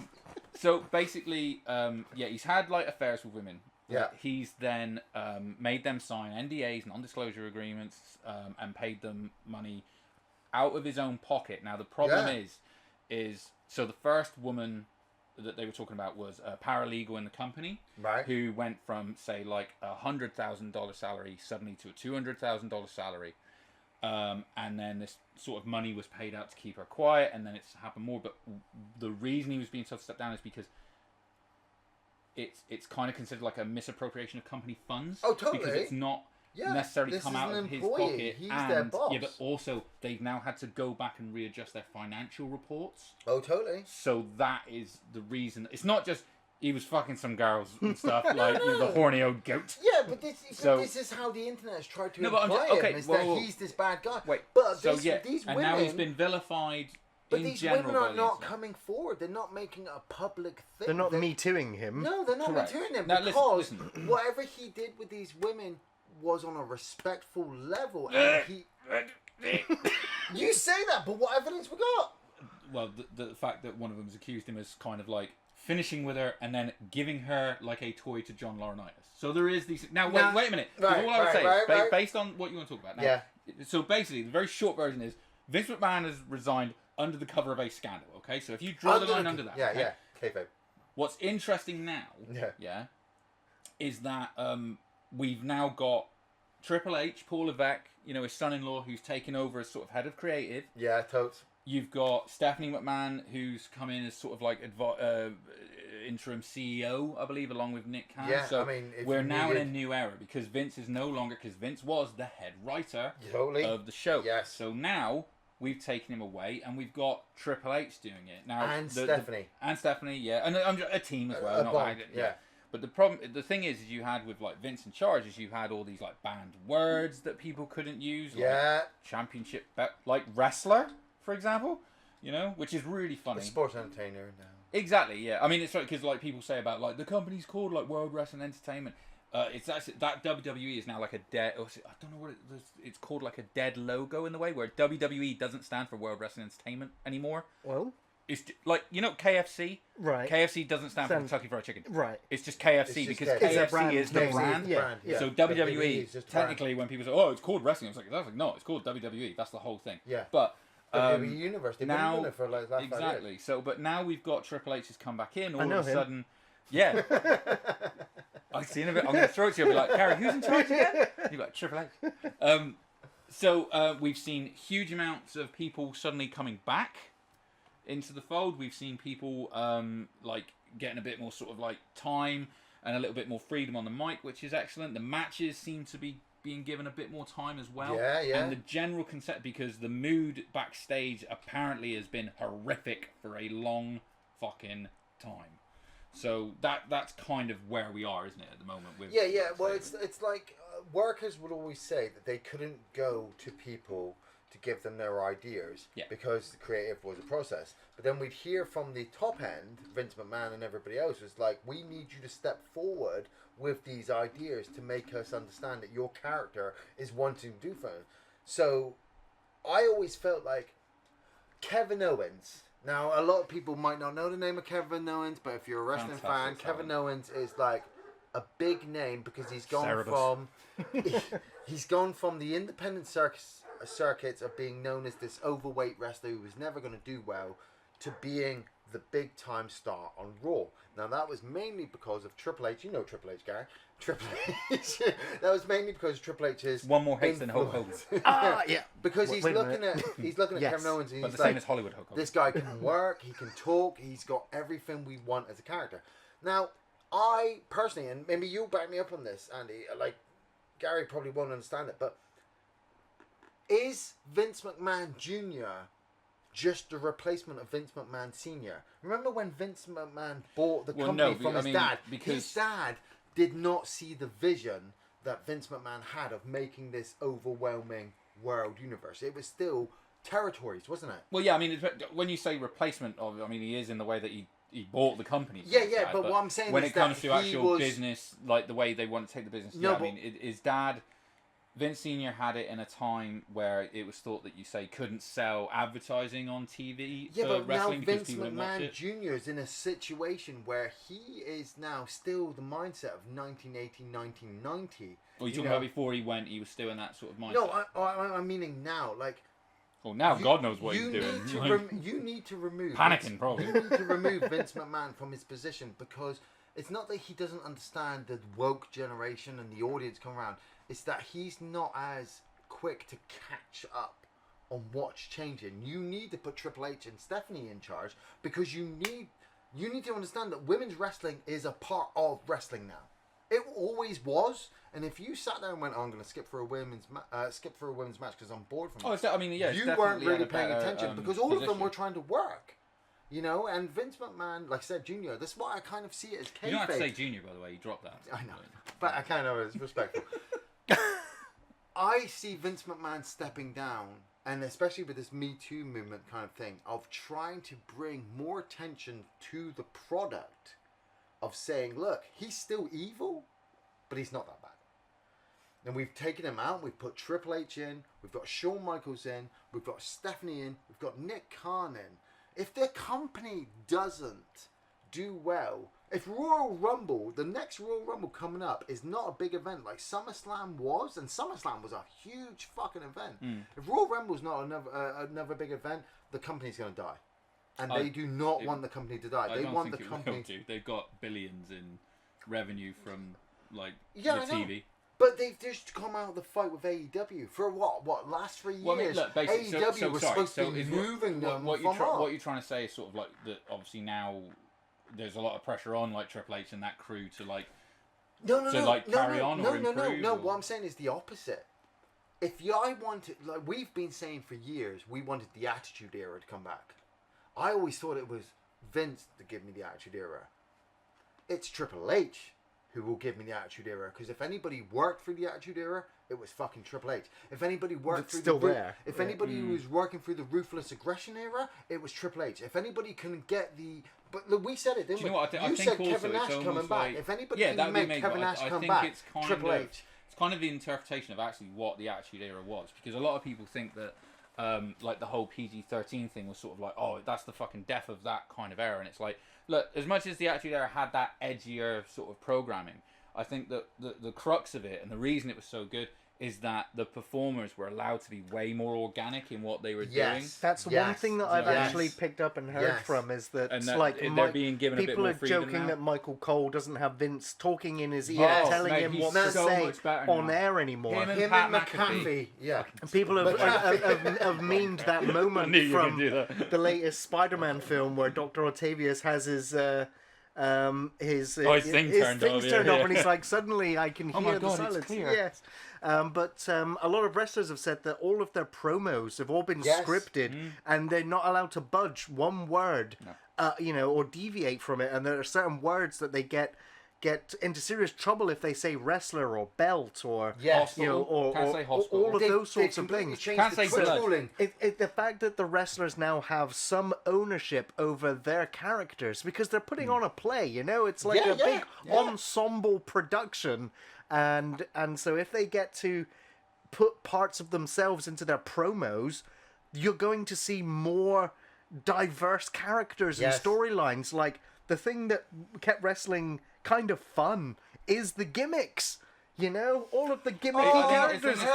It's people being able to develop them and such. You know, I mean, I think that's been a major problem with WWE. Is there's been very little sort of like character development. I mean, there's been some. If you take a wrestler like Baron Corbin, like whatever he's called this week, you know, he's gone through like 3 or 4 gimmick changes because it's like, this isn't working, change it. This isn't working, change it. This isn't working, change it. And it's crazy to me that, you know, I know that the writers are really stifled because they got like TV writers. Look, we're sat here with fucking Stranger Things t-shirts on. You've got writers in TV. Tell me a better character development over X amount of series than Steve Harrington. He's one of the best, right? He's one of the best. Steve Harrington, you haven't watched it, have you? You're looking at me like, the fuck is you talking about? But if you That's think not about Steve Harrington from Stranger Things. Steve I haven't Harrington watched it. in Stranger Things. I haven't watched it, but I know From Steve season 1 Harrington where I he's thought we were like, talking about a wrestler. No, so, Alright, so what I'm saying is like you've got TV writers there, yeah? Yeah. Who can do things like take a character like Steve Harrington in season 1 of Stranger Things and take him from the fucking annoying jock all the way through to the world's greatest babysitter. Sure. And have us all love him. So this is what we used to do with wrestlers. That's the actor, like you said, with Baron Corbin. It's everything, but Baron Corbin was never given the opportunity because it was like, this is you now. Okay, it's not getting over. We're going to change it. Now you're happy Corbin. Yeah, but like now he's got to make that work. That's why, like I said, going back to Resident Evil and other things with this is why I love wrestling so much is how you can get a worker work through some of the worst. Even Baron Corbin, he went from being... I think he's a trooper because he's done everything they've asked of him, to then going through a storyline where he had no money and he was just a bum and he was losing week upon week upon week. Then all of a sudden they did a whole...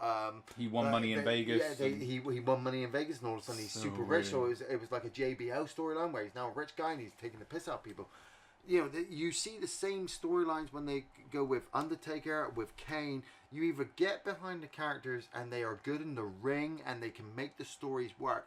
The Miz, for me, is at the moment, one of the greatest workers the WWE have going for them, and any wrestling company would fucking make money. I agree. I think he's but someone who's done really well with his character. The Miz will not leave WWE. They could fuck him over on screen and he would just quit, but he will work everything they will give to him because he wants to make it work. He's a worker. He's like, they say, right, you gotta lose against Bad Bunny at WrestleMania. Yeah, okay. I'm still gonna make money because the ticket sells, the character sell, the fucking advertising of Bad Bunny being it. I have no idea who the fuck Bad Bunny is. Yeah, no. But when he actually pulled a match off in WrestleMania where he didn't kill himself, I was like, hey, the guy worked. Yeah, man, it was really good. I think if they allow these people to keep, you know, Jake Paul. He's just had a match with the Miz. He's signed up for some extra matches. Yeah, is it Jake Paul, Logan Paul? Yes, Logan Paul. Sorry, I was going to tell the phone. Yeah. Now, Logan Paul. I have nothing behind Logan Paul. I don't really follow him. But what I do know is when I saw him in a match against The Miz, not only did he not hurt The Miz, and not only did he pull off a fucking frog splash that I didn't even think Eddie Guerrero could pull off. Fair play to him. He took the hits and it was respect at the end of the day. It was respect to say, look, I respect what you guys do in the ring and I want to bring it back. So you're bringing that audience in. AEW is floundering at the moment. They tried to buy all of the old wrestlers. That I was going to say, because that's where all the retired wrestlers seem to have gone. Miz, Moxley, all these different guys going there. But those guys are at an age where injuries can happen so quickly. Triple H, I think, understands how injuries can happen so quickly. And so he's like, nah, I got to protect the guys. Don't do anything stupid.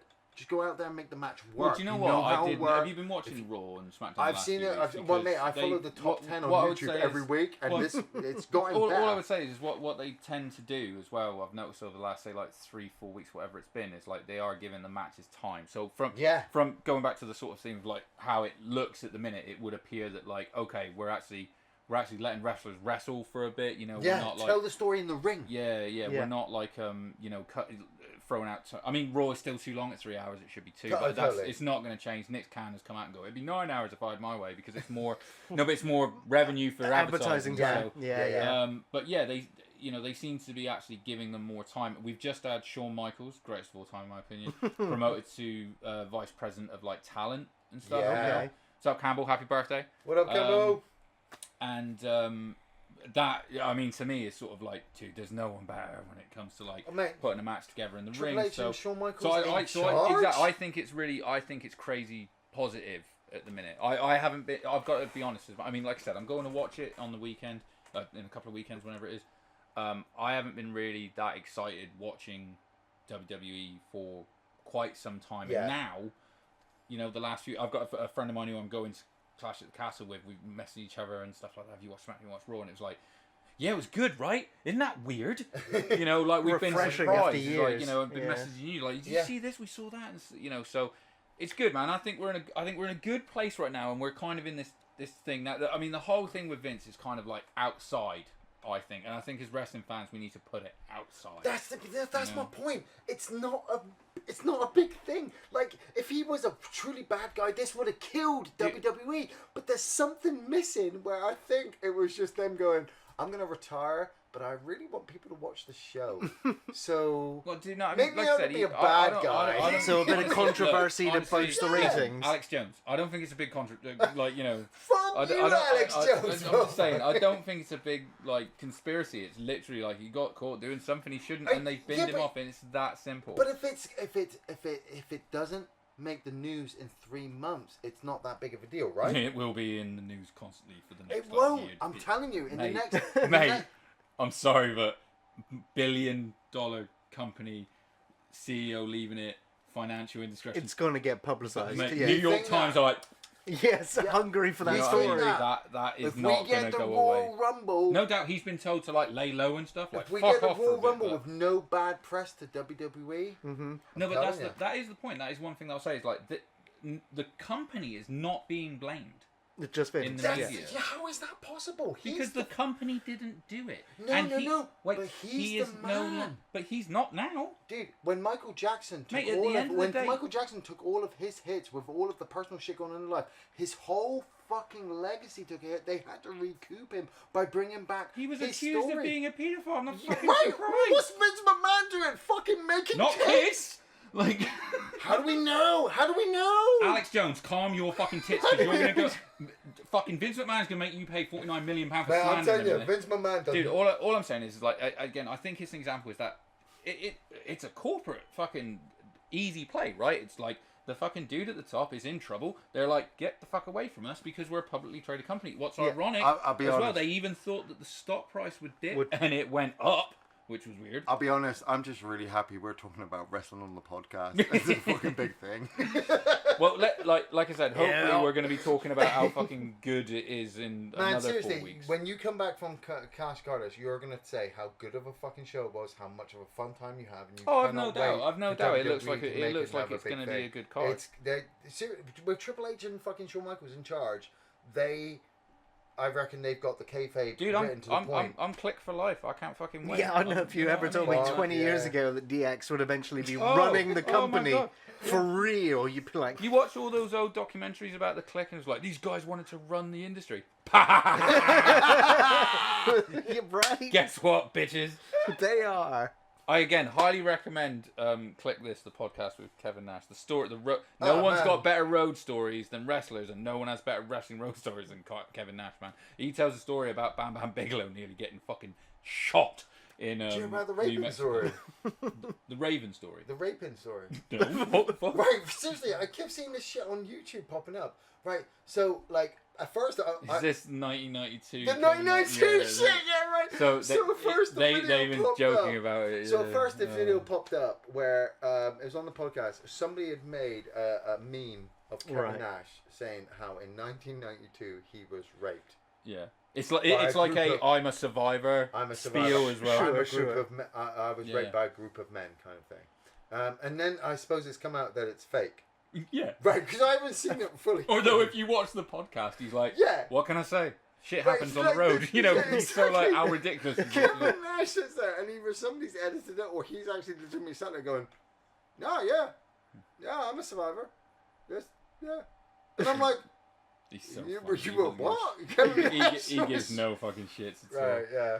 But it's very good. Yeah, so I personally, positive times and stuff. I mean, I did, like I said, I did have the reaction as well with watching the way people sort of kicked without knowing anything. There's very little innocent until proven guilty. I'm not condoning treating people like, you know, badly, obviously, and sort of like any kind of improprieties like that are wrong, and you know, but also it's kind of like, look, if the fucking billionaire was, you know, getting his jollies off and then basically said to these women, I'm also going to give you millions of dollars, and they chose to fucking, you know, sign an NDA, and look, as long as none of them were hurt, then it's kind of like a look. I'm not doing it. Boys will be boys. I'm just saying that that's where their I think shit. You know what I mean? goes too far. But I am gonna say, as much as like everyone, look, I'm fully on the bandwagon of, look, the future looks so much bright without Vince there.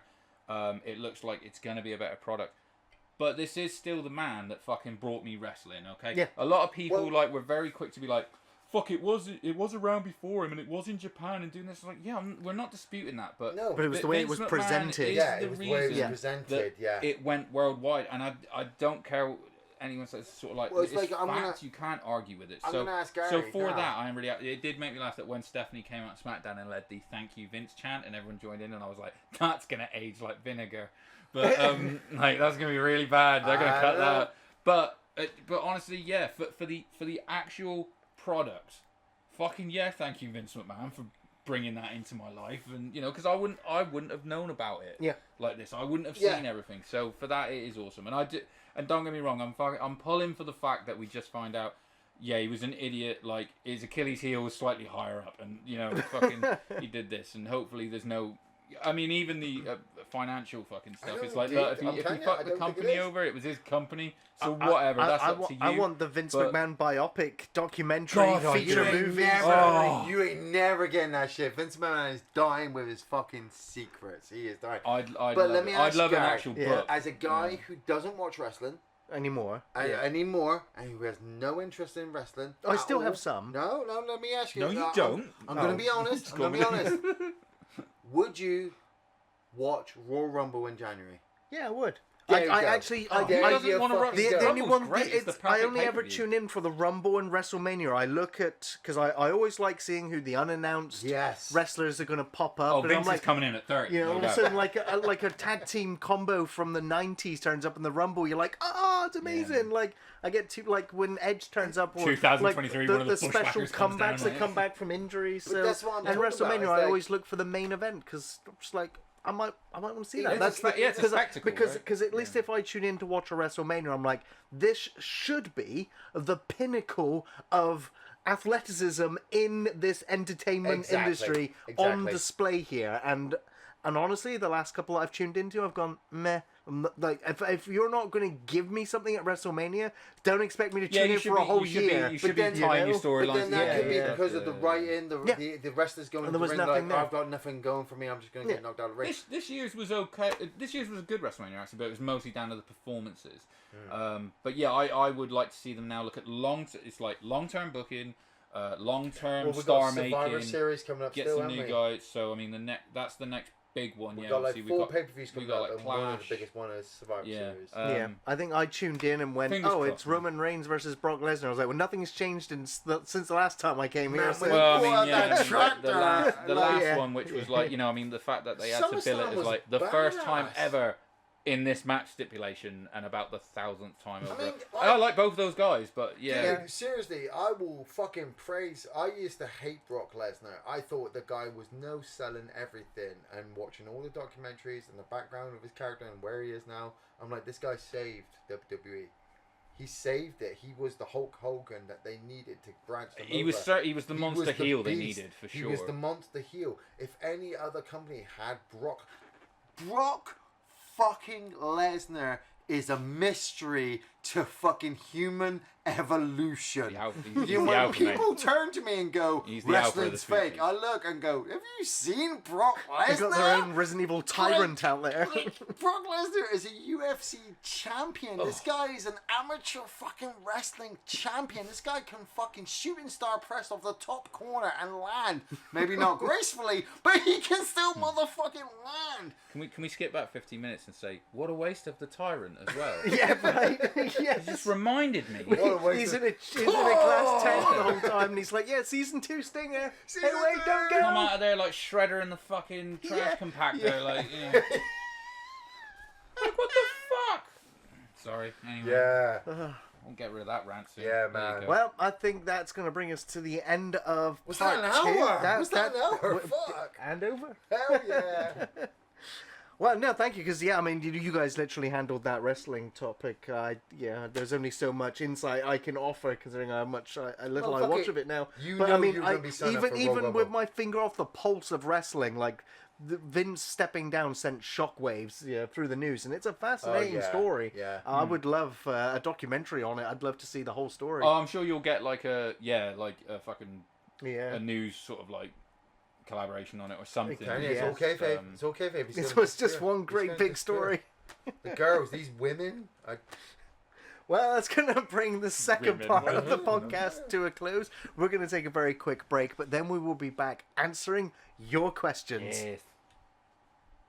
And welcome back, everyone, to the third part of the podcast where we're going to be answering your questions. Yes. So, we're going to go from the Facebook questions first, and the first one is from Tom W.J. Sexton. What up, Sexton? In light of Prey being pretty well received by both fans and critics, what other franchise do you think would benefit going straight to streaming rather than a theatrical release? It's an interesting question because I'm not sure. I mean, I think Prey would have been good in the cinema, if you know what I mean. that was... In fact, again, I'm going to bitch on it. The sound design would have been incredible, actually, in the cinema. But, I mean, I suppose, like, maybe there's a few out there that sort of, like, it'd be less risky for them, so, you know, they can take the money that they're not spending on a cinema release to put into the movie, do you know what I mean? Yeah. I mean, I suppose it's easy to jump on and say sort of like, just, you know, your Alien movie, just put that on a stream. Well, they're doing both, aren't they? They're doing Yeah. theatrical movie and streaming series, so they're trying to, I mean, if eggs in every basket. Recently, like between Chucky and Evil Dead going to streaming and becoming TV series, they've shown that you can make a TV series out of anything as long as the writing is good. Like, you could pull Carl Urban back and make a Dread TV show. Well, they're working on a Dread show, aren't they? Good But call. without him. Yeah.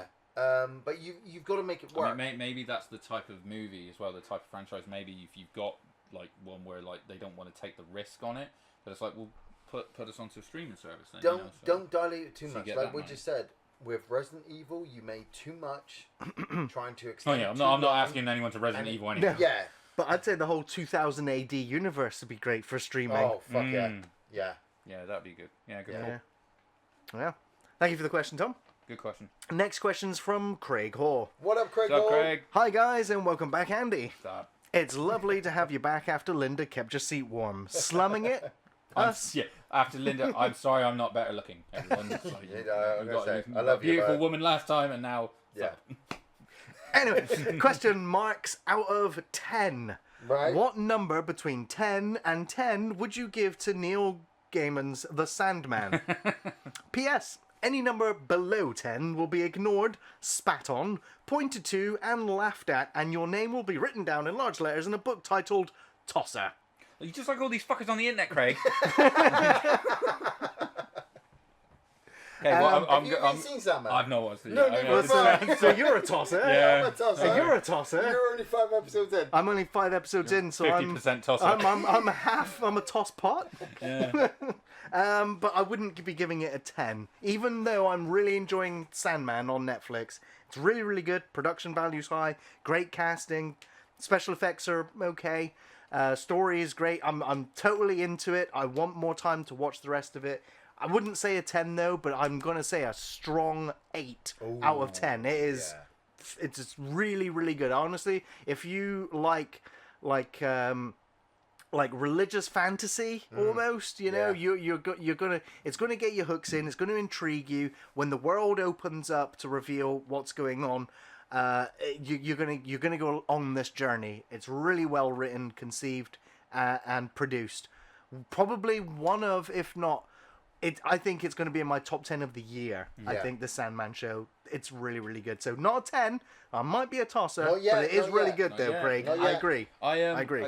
I was really happy to. A friend of mine, it's his absolute favorite book. He's got multiple copies of it. Every time they release a new edition of it, and obviously this is a huge book. Yeah. He buys it, and I was really interested to hear because he's very critical of things. Yeah, like, yeah, in yeah. Comic book and stuff. Like he's all over Marvel and stuff. And I was like, "How is it?" And he's like, "Dude, it's fucking excellent." I was like, "Wow, coming from you, that's probably a really big compliment." So Nice. it's nice to see that people are behind it. Excellent. Especially after, I don't know how well the audio series did. That seemed to be mixed. I don't know They anything did that about it. recently. Great cast, but it Okay. didn't quite get received, I don't think. So yeah, brilliant to see it. I mean, I wasn't aware of the original story. All I know is Neil Gaiman, and usually for me that's something Normally worth quality, checking out. Yeah. Yeah. Next question is from David Morris. What up, David? David? Hi guys, excellent work as always. I've recently watched We Were Soldiers and it got me thinking. What are your top 5 war films? Could be from any era. Cheers and fist bumps all round. Top 5. Saving Private Ryan, Yes. It's an easy Das one, Boat, Yeah. Platoon. Yeah. Casualties of War. You know what? I was Michael hedging J. off I'm the going to title. drop that one out and replace that one with Uncommon Valor. Oh, For me, which is the Patrick Swayze one. But Casualties Forrest of War. Gump's got some good. To Vietnam again. Siege at Firebase Gorilla with fucking Arlie Emery. I think is one of the best war movies ever made that people have never seen. Black Hawk Down was something Tropic else. Thunder. Tropic Thunder's pretty good. Black Hawk Down's pretty good. Same part Ryan. Like, if you're gonna make a top 5 war movies, like it's What real the hard. recent depending one was on it? what war movies you're looking 1917 for. was it the one that they filmed in like the? It wasn't in No, one shot, but it was Nolan's yeah, 1978. yeah. that. I thought that was pretty excellent, to be honest. And I yeah. think It was I didn't good, have any skin yeah. in the game on that one, and I was like, do you know what? I really enjoyed the performances, and that one was very, very good. if I'm gonna knock on my top 5, I'm just gonna do it now. Casualties of War, The Longest Day with John Wayne, Platoon, We Were Soldiers, and it's a real toss-up between Full Metal Jacket and Apocalypse Now. Yeah. I I'd know that's take a Full lot. Metal I'd over probably go with Apocalypse. both of those. Yeah. I know it's a and lot I'd of also- Vietnam War movies, but Well, Jesus. I'd say Zulu as well is in my top 5 as Zulu's well. pretty Christ, Like, Zulu's I great. love that fucking movie. Yeah. And Saving Private Ryan for sure. Bridge Too Far. Man, that's fucking one of the Do you best. know what? I can't best remember levels that one. Mate, ever play Medal of Honor? Yeah, Bridge- oh, I know. I fucking just Arnhem didn't Knights I is just can't basically remember it. that. Do you know I fucking- really like? Is it a war movie? Heartbreak Ridge. Is, you know. Heartbreak Oh, yeah.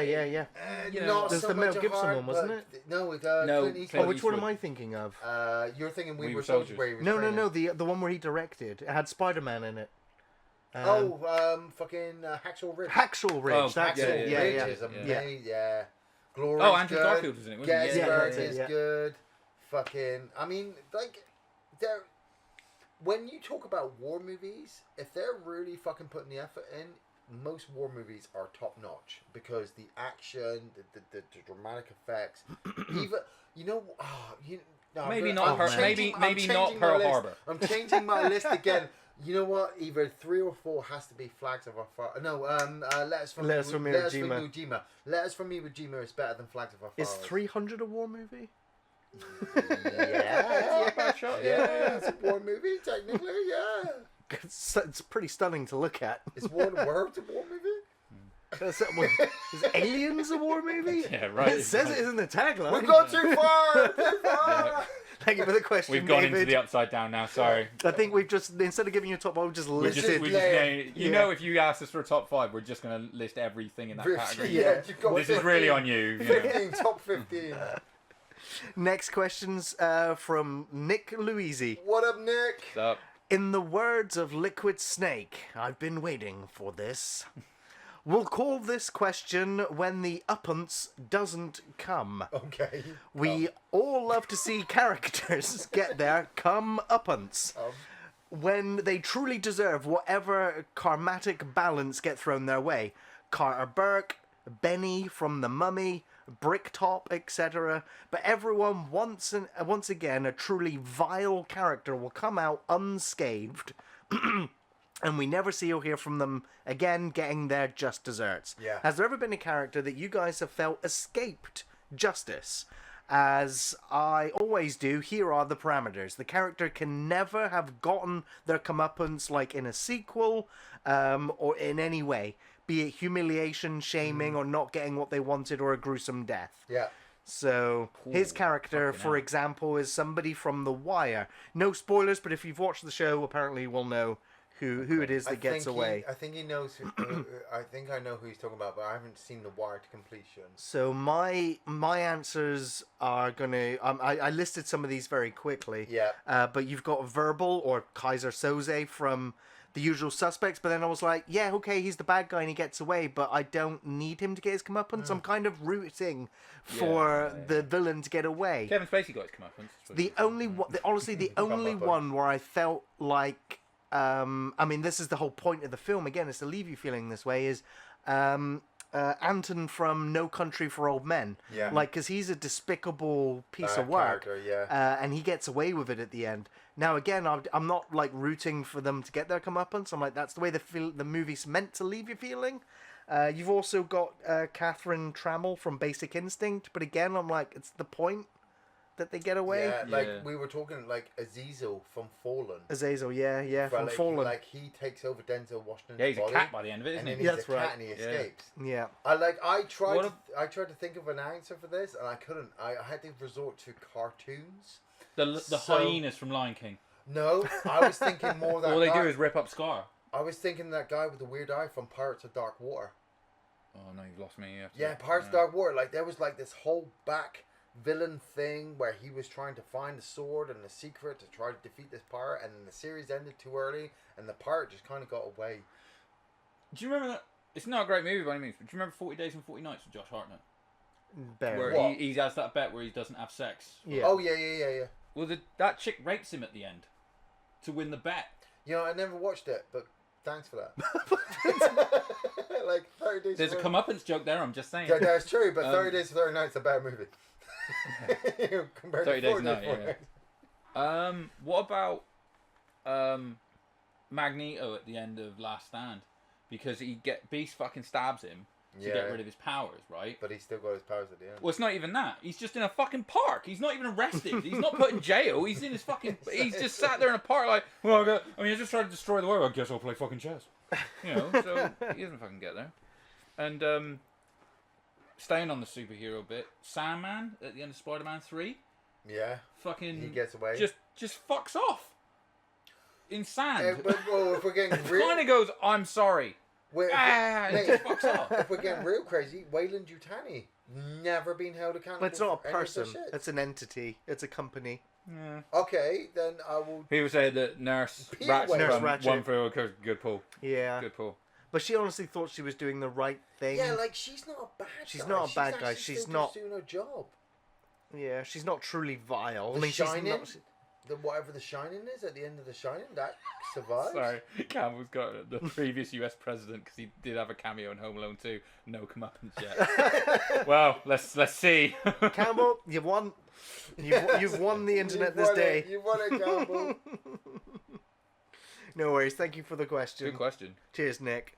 Next question is from Havard Ryan. What up, Yeah, man. Evan? When you get a new girlfriend or a new good friend, what is the first movie you want to show them and why? I get what you're asking. The two married men were at least going to have to Yeah. say new good friend, I suppose, on this one.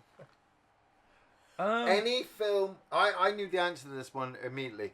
If you've got a new girlfriend or a new friend, and I'm using Gary as an example for this, you watch whatever it is that they like so that you can build a relationship with that person. So when Gary and I first met... Now, fuck that. No, seriously. Other way around. When Gary and I first met, immediately we started, like, I do this all the time. What is your favorite film? I need to know what the person is I'm talking to. When I first spoke to Gary, immediately he started talking about Evil Dead. He started talking about horror movies. So I knew that whatever movie we sat down and watched was going to be something that I kind of liked, or I wanted to know why he liked it. Same thing when I met Linda. When Linda turned around, she was like, I'm a big fan of Lord of the Rings series. I'm like, fuck, we're watching the Lord of the Rings trilogy. I want to get this one in bed. And she likes in 9 hours' time. Yeah, well, fuck that shit. After 9 hours, you're like... If it was new girlfriend movie, then often or not, it was The Crow. The Crow's pretty successful movie for me. Do you know what? I would be like. I would honestly say. Can't rain all the time. Because they all got their comeuppance in that one, Yeah. I tell you. I would honestly go with fucking. I'd be like, we're gonna watch Trading Places. Nice. Because if you can't love this fucking movie, I probably just don't need to hang out with you.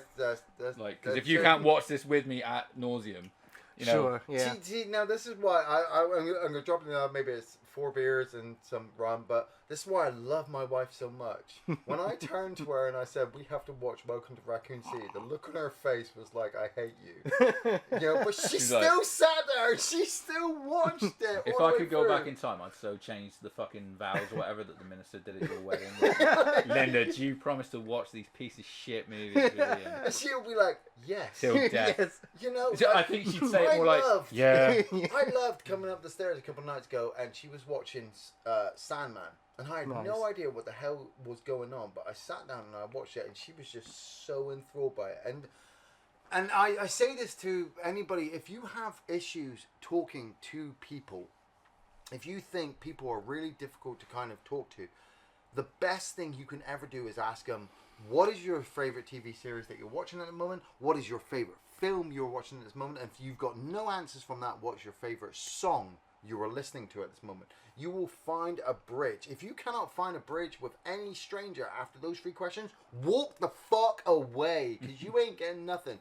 If they come up with something that you are interested in, start a conversation. Mm-hmm. And if you have no idea what the fuck they're talking about, find out. Watch it. Learn. I have no idea what the fuck Sandman's about, but from what I understand, if I watch these episodes, I'm going to not only enjoy it, but I'm going to be brought into a conversation where I can talk to millions of other people about why they like this thing. Yeah, It's so fucking easy. And if they're like, Jack and Jill, just...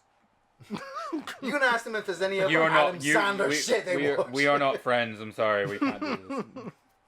Next question is from David Allen Evans. What up, David? Hey guys, regarding the tumultuous changes in WWE recently, how awesome do you think the future of American wrestling in general will be?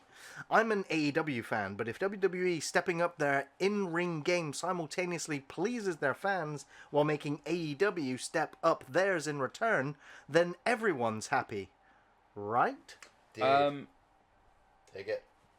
Oh well, I totally agree. I mean, obviously we've covered quite a bit on the whole thing of everything going forward, but I would say what a really good point in that is that competition is the best thing in wrestling. That's why the Monday Night Wars were so good. Is these two wrestling companies having to outdo each other is just good for the fans, and also as much I don't watch AEW. A lot of it's time related, but I'm always like, there's more places for the guys and girls to work. And to get their name out there, so that maybe someone who wouldn't have been a big name when they do say crossover from AEW to WWE or vice versa, they come in with a bit more fanfare. So man, competition in the wrestling company is, I think, probably hands down like one of the top factors to make it an entertaining product, because as much as like they said in the past, like, you know, well, we're competing with everything on TV, it's like you're not. You're competing against other wrestling products. Yeah. You know. And if there's none of that, you can't I'll say this for AEW, again, coming from someone like me who's not really into wrestling, AEW has become a recognizable brand in a very short amount of time. As a promotion, it's the only one that ever gets put up next to WWE. Yeah, so It's got to count for something. And yeah, the fact that there is competition always means, that both companies got to strive to be the better one. Dude, seriously, if you watch some of the AEW matches and then compared it to some of the WWE matches that they got out there, you would totally understand. Well, the last time I watched it was one of the Hardys, like, giving himself brain damage. Yeah. Well, this is outside the arena. The guys in AEW are striving to try to push themselves. They're taking further. some risks. I wanted to see something that was not the main brand. That's it. So, but yeah. real wrestling fans, especially WWE fans, we don't want you taking those risks. We know it hurts. We know the fact that your body in 20 years is not going to be able to function if you keep doing this. But the audience wants the blood.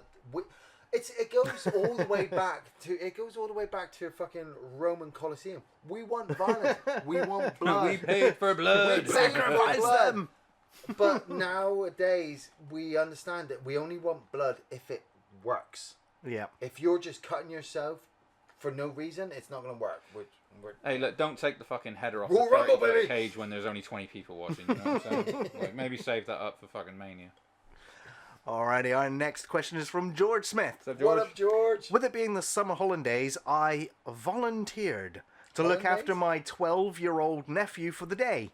So, not wanting to watch some Shrek shit, I put on The Beastmaster from 1982, which is a childhood favorite of mine.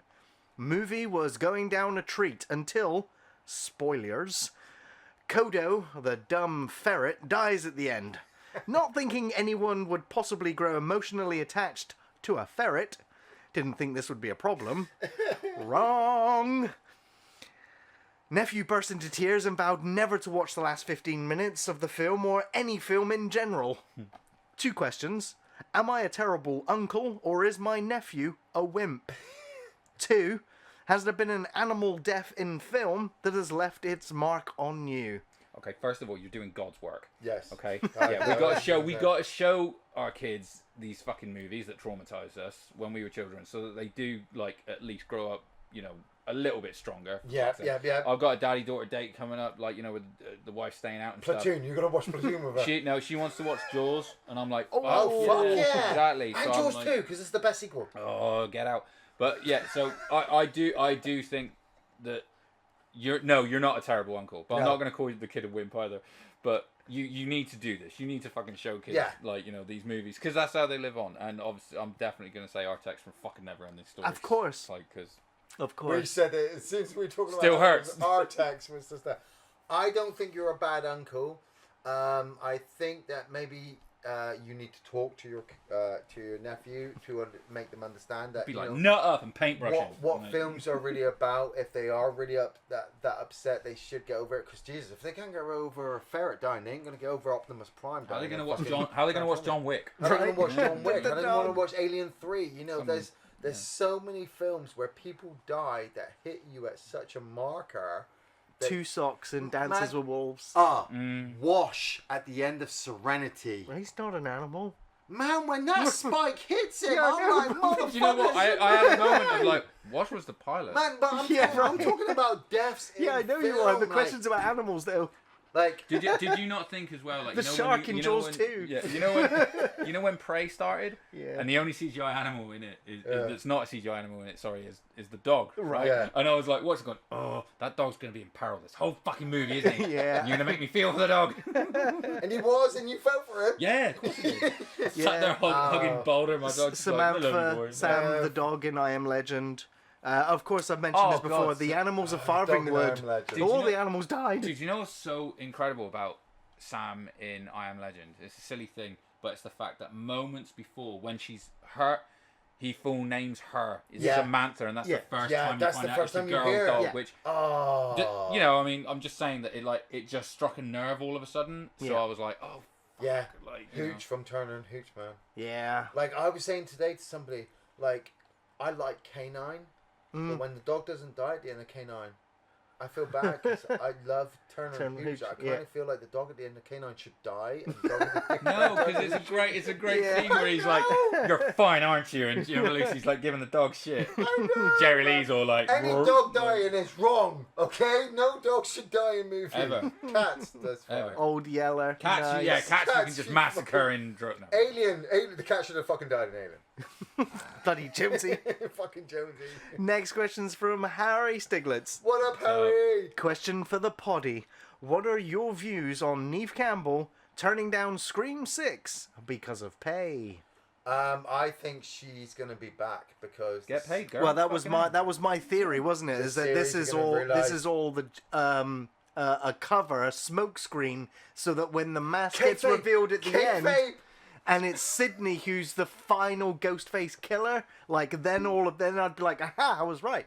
But no, it does seem very legitimate that Neve Campbell They're not was paying offered her. a paltry amount of money to return to the franchise that she's most known for. She's the Jamie Lee Hey, Curtis hey, for Scream. No, Yeah. know your fucking worth, right? Yeah, she's the Jamie and so Lee exactly, Curtis so for Scream. she knows she's worth more than that. And She she's brings gonna, some value she's gonna have to a it. fucking agent that's Now, like, that's bullshit. Don't, in you know, like, fairness, Don't take it. Scream is one of the only horror series that you could do without the main horror stars that have built the franchise because the Ghostface It's killer. about a copycat killer. Yeah, it's Yeah. just about a copycat killer.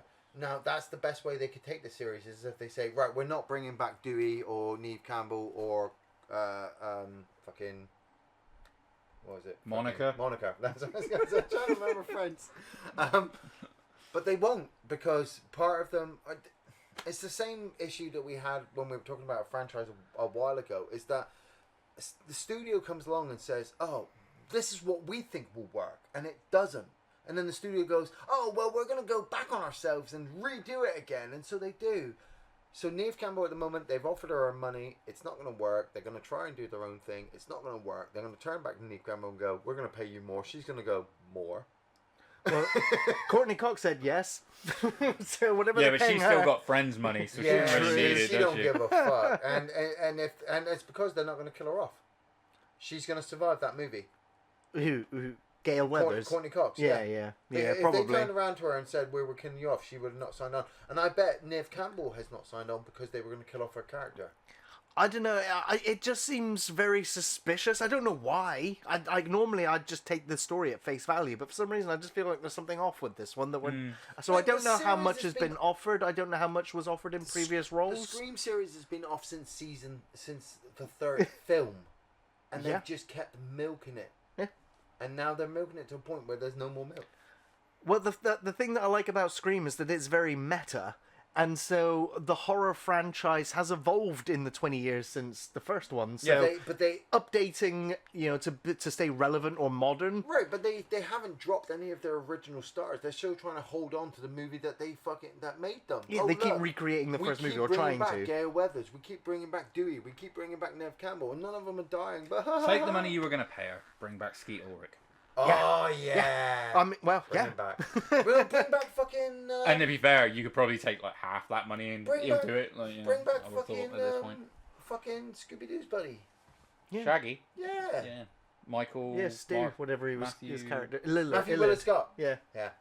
Next question is from Simon Fernal. What up, up, Simon? Simon? Finally turning up on the screens after years of talk and promise, we finally saw Sandman appear. I've not read the graphic novel myself, but I'm a bit of a Neil Gaiman fan from American Gods, and Neverwhere. I thoroughly enjoyed the story and characters in the show. What are your thoughts? I'm a tosser. I haven't seen it all yet, Simon. I'm sorry. I haven't watched any of it. Tossers. We're all Tossers. tossers here. Sorry. Enjoying it so far, though. Have fun. We're tossing off. But yeah, I really enjoyed the first season of American Gods, Simon. And I watched the first episode of season 2, and for whatever reason, I've just not been able to return to American Gods. And I've not heard anything of season 3. I'm kind of thinking it's probably been cancelled, unfortunately. But yeah, I need to catch up with Sandman. I need to. Agreed. Alrighty, well, now we are on to questions from the chat here. Oh, it's the chat's turn. It's It always is the indeed. worst. He's always the most disgusting, fucking repulsive. Never kind know of what we're gonna get. offensively These filled, are our like- favourite. At least These the are questions toxic. on Facebook are filtered. These ones, they're just going to be Yeah, read that's for the just first time. Vulgar right from the start. I don't know if I'm going It's alright, I've got my rum, and I got Okay. my first question is from Mongo. What up, dude. Mongo? Who is the most overrated and underrated actor in your opinion? Bruce Campbell. Well, underrated. I would hope so. He's the most underrated and overrated actor. He should be in No. everything. He's that good, but he shouldn't be in everything at the top level. He should be side characters, like all the time. Like whenever they have to go meet somebody who gives them information, it should be Bruce Campbell. I'm just trying to think right now of like the major Hollywood stars and thinking of which of them is the most overrated. Oh, Tom oh. Hanks overrated, like Overrated to Tom me is Hanks like it's is kind of overrated. it's Leonardo kind of DiCaprio easy in a- overrated. in a Tom weird Cruise. trying to way. think. Tom Cruise Cruise is, I think. overrated. Well, I mean, I yeah, don't know. I'm not being funny. It was like 'Cause as he's much made his roles for himself. He hasn't. Okay, for as, example, well, I mean, I'm going to say Dwayne Johnson because of Dwayne Johnson He is. just plays Dwayne. I Yeah, like him. yeah, It's like yeah. he's fucking rock. He's amazing. He's charismatic as fuck, but he just plays himself. I in each movie. was saying this recently. Right, okay, Leonardo DiCaprio. Any actor who can make a disabled character work for themselves is an amazing actor. Dustin Hoffman, Leonardo DiCaprio. Okay, they Was He in Gilbert Grape and The Rain Man are amazing films because they make you believe they are not the people they are. Well, all actors should be doing that. They should be. Yeah, it's called pretending. Tom Cruise doesn't. Dwayne The Rock Johnson doesn't. Both of them walk in and they are there. No, Tom themselves. Cruise runs in. I don't know. You They tell me are that, and I go, themselves. Tom Cruise is probably the finest actor to play the vampire Lestat. I don't think Okay. anybody's going to be able to Right. replace him. Lestat is okay. What's the difference? And that doesn't feel like Tom Cruise to What's me. the difference between Tom Cruise character in Day of Tomorrow and new Top Gun movie? What's the difference? Yeah, I mean, he's a maverick in everything. Except, He shouldn't be. He should be able to adapt. Leonardo DiCaprio can adapt. Yeah, but to you're make talking you about feel. you're talking about actors. I agree with you, but I'm just saying you talk about an actor who's found his niche. Yeah, People go to watch a Tom Cruise movie to see Tom Cruise be Tom but they Cruise in that shouldn't movie. find a niche. Denzel Washington. Well, Denzel he's Washington an amazing actor. is an amazing actor because every role he plays is just he makes for his own. Leonardo Okay, so who would you say though is underrated? Because I'm struggling Bruce to Campbell. really pick someone Bruce Campbell. other than Bruce Campbell. obviously. Other than Bruce Campbell. I'm trying to There's think. probably it's more sort of like Michael probably Biehn. like you probably find someone who's like doesn't quite get the love that they probably deserve. Michael Biehn is underrated. Side Yeah, characters but that he get killed off. he pushed himself out of the limelight. Michael Biehn did. He kept getting offered lead roles, and he kept saying, "No, I don't want to be the lead role. I want to be the support character, the side character." But yeah, Michael Biehn, he's great. It's a good call. But I'll always say Sam Rockwell. You know, for me, he's my Sam most Rockwell. underrated actor. I always champion him. I think he's a marvelous range. Sam but, Rockwell is he's got a I new mean, film coming out soon as well with I forget I can never pronounce the actress's name. But he's got a new film coming out soon as well. Sam Elliott is someone Michael that I fucking Shannon. love. I love Sam Elliott. Sam and, Elliott's great. Again, it's not, when you say underrated, it's not like he's I not mean, successful, like- but Yeah. I don't think he's in the conversation enough for just how fucking brilliant that man is. I've been frankly. thinking of the name for the last 5 minutes, and it's surprising that it took me this long to remember his name. But Kurt motherfucking Russell, motherfucker. It's like Kurt motherfucking Russell. Yeah, Like, again, is he underrated? No. Who's He underrated? is- Who's like he's underrated because they don't put him in everything. so because he's not in every He's movie that good. that he should be in every movie. He Is should, he allowed a like, day Kurt off? Russell, Let him have a day off, man. He's not young anymore. Right. Kurt Russell doesn't need days off. Kurt Russell can walk into a role and make the role. That's a him. good one in the chat from Big Nella where he Trouble said in Carl Little Urban is when you think about he's underrated from the point of like people need to take more of a risk putting Carl Urban as say like a leading man like Oh, he did totally. with Dredd. Do you know what I mean? Yeah. So Totally. it's kind of underrated Yeah. from that point. Yeah, of view. yeah, That's yeah. a really Carl good call. Urban, they went with him with Dredd and thought, let's try it, and it worked. Vincent D'Onofrio's a big bag of crazy. Vincent I like what D'Onofrio he's is like, you know. amazing. He's Yeah. definitely underrated because he should be in more. Like I didn't fully understand Cell when the first time I saw it. Years later, I'm like, this movie's amazing. Yeah. Do you know what? That's been getting loads of love online recently. Yeah, man. So it's like Vince underrated. Yeah. That's how good I'm he gonna is. another actor that I've been really I keep talking about when anyone ever brings him up. Tom Hopper from Umbrella Academy. He was great in Black Sails. He was recently Albert Wesker. But I've seen this actor all coming from Black Sails. That actor had such a good showing of his range, and yet everything I've seen him in since then, he doesn't seem to be able to project as much. I don't know whether it's his limitations of the characters he's played since then. Yeah. But I really want to see this character in more. Paul Dano. Paul Dano. No, Yeah, Dominic Cooper for me is someone who's sort of like, you know, again, I think can be cast and carry a movie on his own back. Nice. Yeah. He's a great actor. Yeah. Good question. I fucking Overrated Vin Diesel. Thank you. Yeah. I'll agree with that one. Fucking Vin hell. Diesel Kurt overrated. Russell. I like Vin Diesel, but Kurt he is Russell's overrated. son. I think Kurt Russell's son is underrated. Like, he was great in fucking agent. Yeah. US agent. Mm-hmm. Yeah. Gave What's him his more name? roles. Shut up. We watched him in the name of the film. I've now forgotten. Russell Jr. He's Russell Jr. Wyatt. It's Wyatt Russell, Wyatt isn't Russell. it? Wyatt Is Russell. it Wyatt Russell? Yeah. Is that his name? Yes. Yeah, Yeah. Yeah. What was the one that we watched? The zombie war movie? That's the World War II one, wasn't We it? went to Yeah. cinema, yeah. didn't Oh, Underworld? No. No, but something Overlord. like that. Overlord. Well That's done. it. Yeah. Wow. You went with a one more thing. Yeah. Underground, Overground. It's Overlord. Not great, but close to Call of Duty Zombies as you could get. No doubt. Yeah. Very good. So many good actors. So many good actors. Thank you for the question, Like Mitch. I Very wanted to think of some female actresses as well, but I think they're all fucking stellar in every role that they do. Amber Heard. Not Amber Heard. Amber Heard fucking shot herself. But you know, the lady who was in Mama, and she was also, was she the lady in the elevator in Endgame?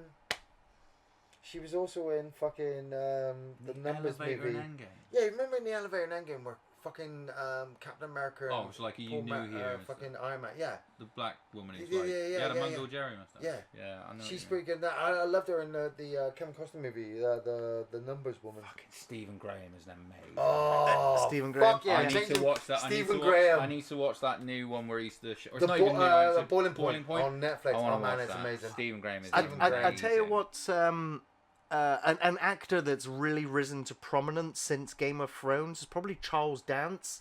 Like Charles Dance is like. Dance never dropped. Yeah, I know. But the like, thing you is, talk like, about for a new I'm just talking generation about, Yeah, I'm true. talking about like first time I ever saw him was in Alien 3. Yeah, totally. You know, and but I've barely seen him in anything. You know, up until he had that role as Lannister in Game of Thrones, and then Your since Highness. then he's in everything. Like he turned up in Sandman. I'm like, man, this actor, like, if it just feels like the world has only Took now over become in, aware of he him took since over Game of in Thrones. Underworld. didn't he? Underworld was Yeah. shit. Yeah. Then Charles Dance Yeah, I turned up. know. I was like, I call it Exactly, Charles Dance was amazing in Yeah. Underworld. Yeah. Like, so like I think the world has now come to appreciate him. I'm like, he's like at the end of his career. I don't want to Yeah. say. Well, he's dude, at you the have end, but- certain actors where they just don't hit until later in life. Because I'm Yeah. like, dude, Yeah. Morgan Freeman has never been young. No, You're right. Morgan Freeman's always old. Started acting at 70. Yeah. He's been 70 ever He's since. 70 ever since. He's gone. He's gone. Sitting through a rock. What a good call. Shoot, fucking China O'Brien, motherfucker. Yeah. Fuck yeah. yeah. Alrighty. So next question is from Matt Mitchley, 1984. What up, Matt? This is for Andy and Ian.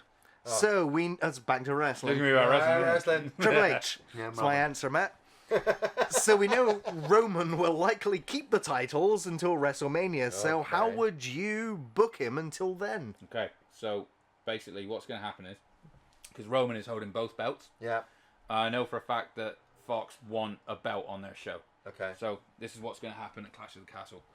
Karrion Kross has recently returned to WWE. That's Everyone right. else, by the way, who doesn't watch wrestling, feel free to switch the Yeah, fuck yeah, off. yeah, yeah, we're While all I, fucking on this while I shit. conspiracy theory this. That's bit. right. So Kayfabe, we've babe. got Kayfabe. Drew McIntyre, the Scottish Warrior, on Yeah. home turf. It's in Wales, but bear with us. You know, it's the UK. Yeah, yeah. So we got He's him not taking versus time. Roman for the titles at the minute. Yeah. I reckon within either it happened on SmackDown last night, I haven't seen it, or it's next fucking week or whatever. Karrion Kross is going to be added to that match. So it's going to be a triple threat. Yeah. And what they're going to do is they're going to put both titles on the line separately. It's going to be it's going to be a 2-4 match with the first match. One of the titles is going to be contested, and Roman will retain it. And in the second one, Drew McIntyre is going to win in the UK, and we're going to lift the lid off of that fucking stadium. It's going to be so amazing. That's what I want to happen. They're going to continue to book Roman strong until WrestleMania because the plan is still for him to fight The Rock. But obviously, it's absolutely schedule dependent because that is the last. He obviously same family and the same Samoan dynasty. After that, so that's him until Mania. To answer your question, I personally think if you were going to do the whole no, he's going to keep everything until then, and then he's going to beat The Rock. Because he might as well. It'd be stupid for him to drop the fucking titles to The Rock. Yeah, he won't. If you were then going to go, who is the person to take the titles off of him? I'd love to just see it given to someone like maybe Cody. Yeah, maybe Cody's Seth. aimed for taking it. You know, someone like that just deserves it. Like someone I personally don't think he's losing any of his titles at Clash of the Castle because WWE have a terrible reputation of never changing titles unless they're on soil. AJ Styles being the only one recently in the last few years who took the US title. Yeah, but I think they're promoting this as more of a canon show. Because I know what you mean. In the past, Oh, a lot of the English shows and haven't been canon. And I want them to lose the title. And I would love for Roman to lose the title to make Raw and SmackDown separate. But I personally have always preferred a champion to walk between Raw and SmackDown. They've got the belt. They can walk back and forth. Everybody is able to challenge them. Karrion Kross, I think, is going to be in the freeway, and Karrion Kross is going to cost McIntyre the championship, which is then going to start... Well, by the way, McIntyre, when he wins, he's not going to beat Roman for the title. He's going to pin Karrion. Oh, yeah. But then again, they're still it's a way to book Roman strong. Karrion and McIntyre will have their little bit. Reigns has held that belt for so long that WWE are just going to make him their new Bruno Sammartino. Well, they can still do that though with the title. Their new that Ric Flair, their new John Cena. Oh, he is, yeah, and it's a good way to do it. He is their guy, and if you look at the history that he's had, it's amazing that he even made it that far. Maybe hold the titles till Rumble, and then still have him face The Rock at WrestleMania, even if they have the Rock's Rock, gonna win the fucking Rumble. even if they have throw Vince out at the end. Even if they have The Rock turn up at WrestleMania, I think it's a waste because we should have had him 2 years ago, and now it's gotten to the point where we already know what's going to happen. We already know what's going to happen after that, and so it's the storylines wasted before we've even fucking seen the match. Superman punch versus the People's Elbow. The People's Elbow wins every day. It's easy. He'll beat The Rock, I reckon. No, Triple H versus Rock at WrestleMania. Yeah, that'd be cool. Tanya, I'm telling you, Triple H is going to come out and just fucking pedigree him. Oh, awesome. Cool.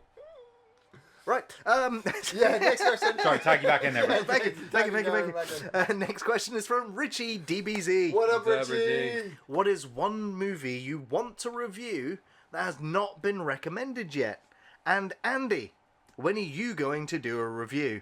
Well, you can't ask Andy. You have to ask Ian. Yeah, Andy's already did Black Hole with us.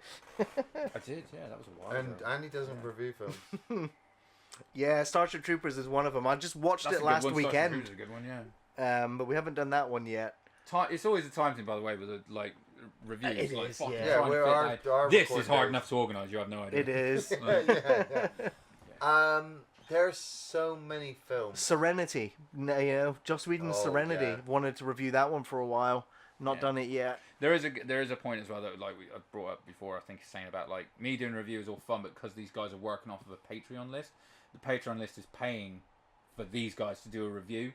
Yeah. So Ian going, I'm gonna have a day off today, and I'm coming in. Someone's paid money, and Yeah, but I'm sup, stranger? It still works because the thing with off-the-shelf reviews has always been the context of understanding what the person's view is of that film. So even when we had Jez in, even though it wasn't me, Jez's view of films was completely fresh. While I had Jez on, didn't review any Patreon requests. Well, that is true as well because we wanted to keep fuck it, let's way. do Serenity then. Yeah, right. Yeah. We got time in about for 6 months when I fucking figure out a day that I can do it. Yeah. But the thing is, I liked whenever we've got time to record. I want to do Patreon requests because these guys that are donating money have been waiting. Some of them for over a year for their request to actually go live on the channel. We still haven't finished the John Carpenter series. No, there's still John Carpenter ones to do. We haven't done vampires. We haven't done Ghosts of Mars. We haven't done, Ian. I don't know how many times we've been requested to do this. Escape from New York, Escape from LA. Which are two of the ultimate classics, but we can't do. But then the thing is that has been requested. If our patrons, and we love all of our patrons unconditionally, and we even love the people who aren't donating to the show. When people put forward film requests, if a free time comes up, we'll jump on it. If we've got films, and we've said this recently with a lot of podcasts, you know, people are complaining that we're doing terrible movies like Venom. They haven't seen Leech's review yet. Yeah, they haven't seen Leech's. But that's because somebody has asked us to review those, and so that's what we have done. You know, we listen to all, we read all the comments, and we listen to all the backlash. But when people go, "Oh, you should review this," and you're not willing on supporting us, I tell you, we can't. I wanted to do RoboCop 2 and Highlander 2. RoboCop 2 has been like 2 years. I have literally 5 years. 5 years. I've had the folders sat in my.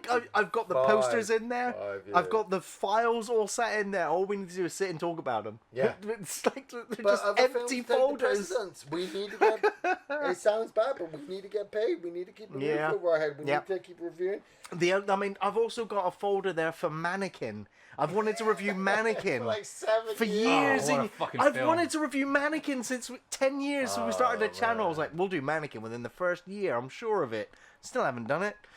And often sometimes when we decide to do a film that we want to review that's not on the Patreon list, we look at it and then we go, it's from Universal Studios, so put that on the to never do list. The backlist. Yeah, and that happens a lot, unfortunately. And even then, we will review a film, but then we will kind of schedule it so that they go up in conjunction. Like you probably noticed over the last couple of weeks, we've had a lot of horror, like between Possession, Session 9. You know, Meet the Feebles and things like that.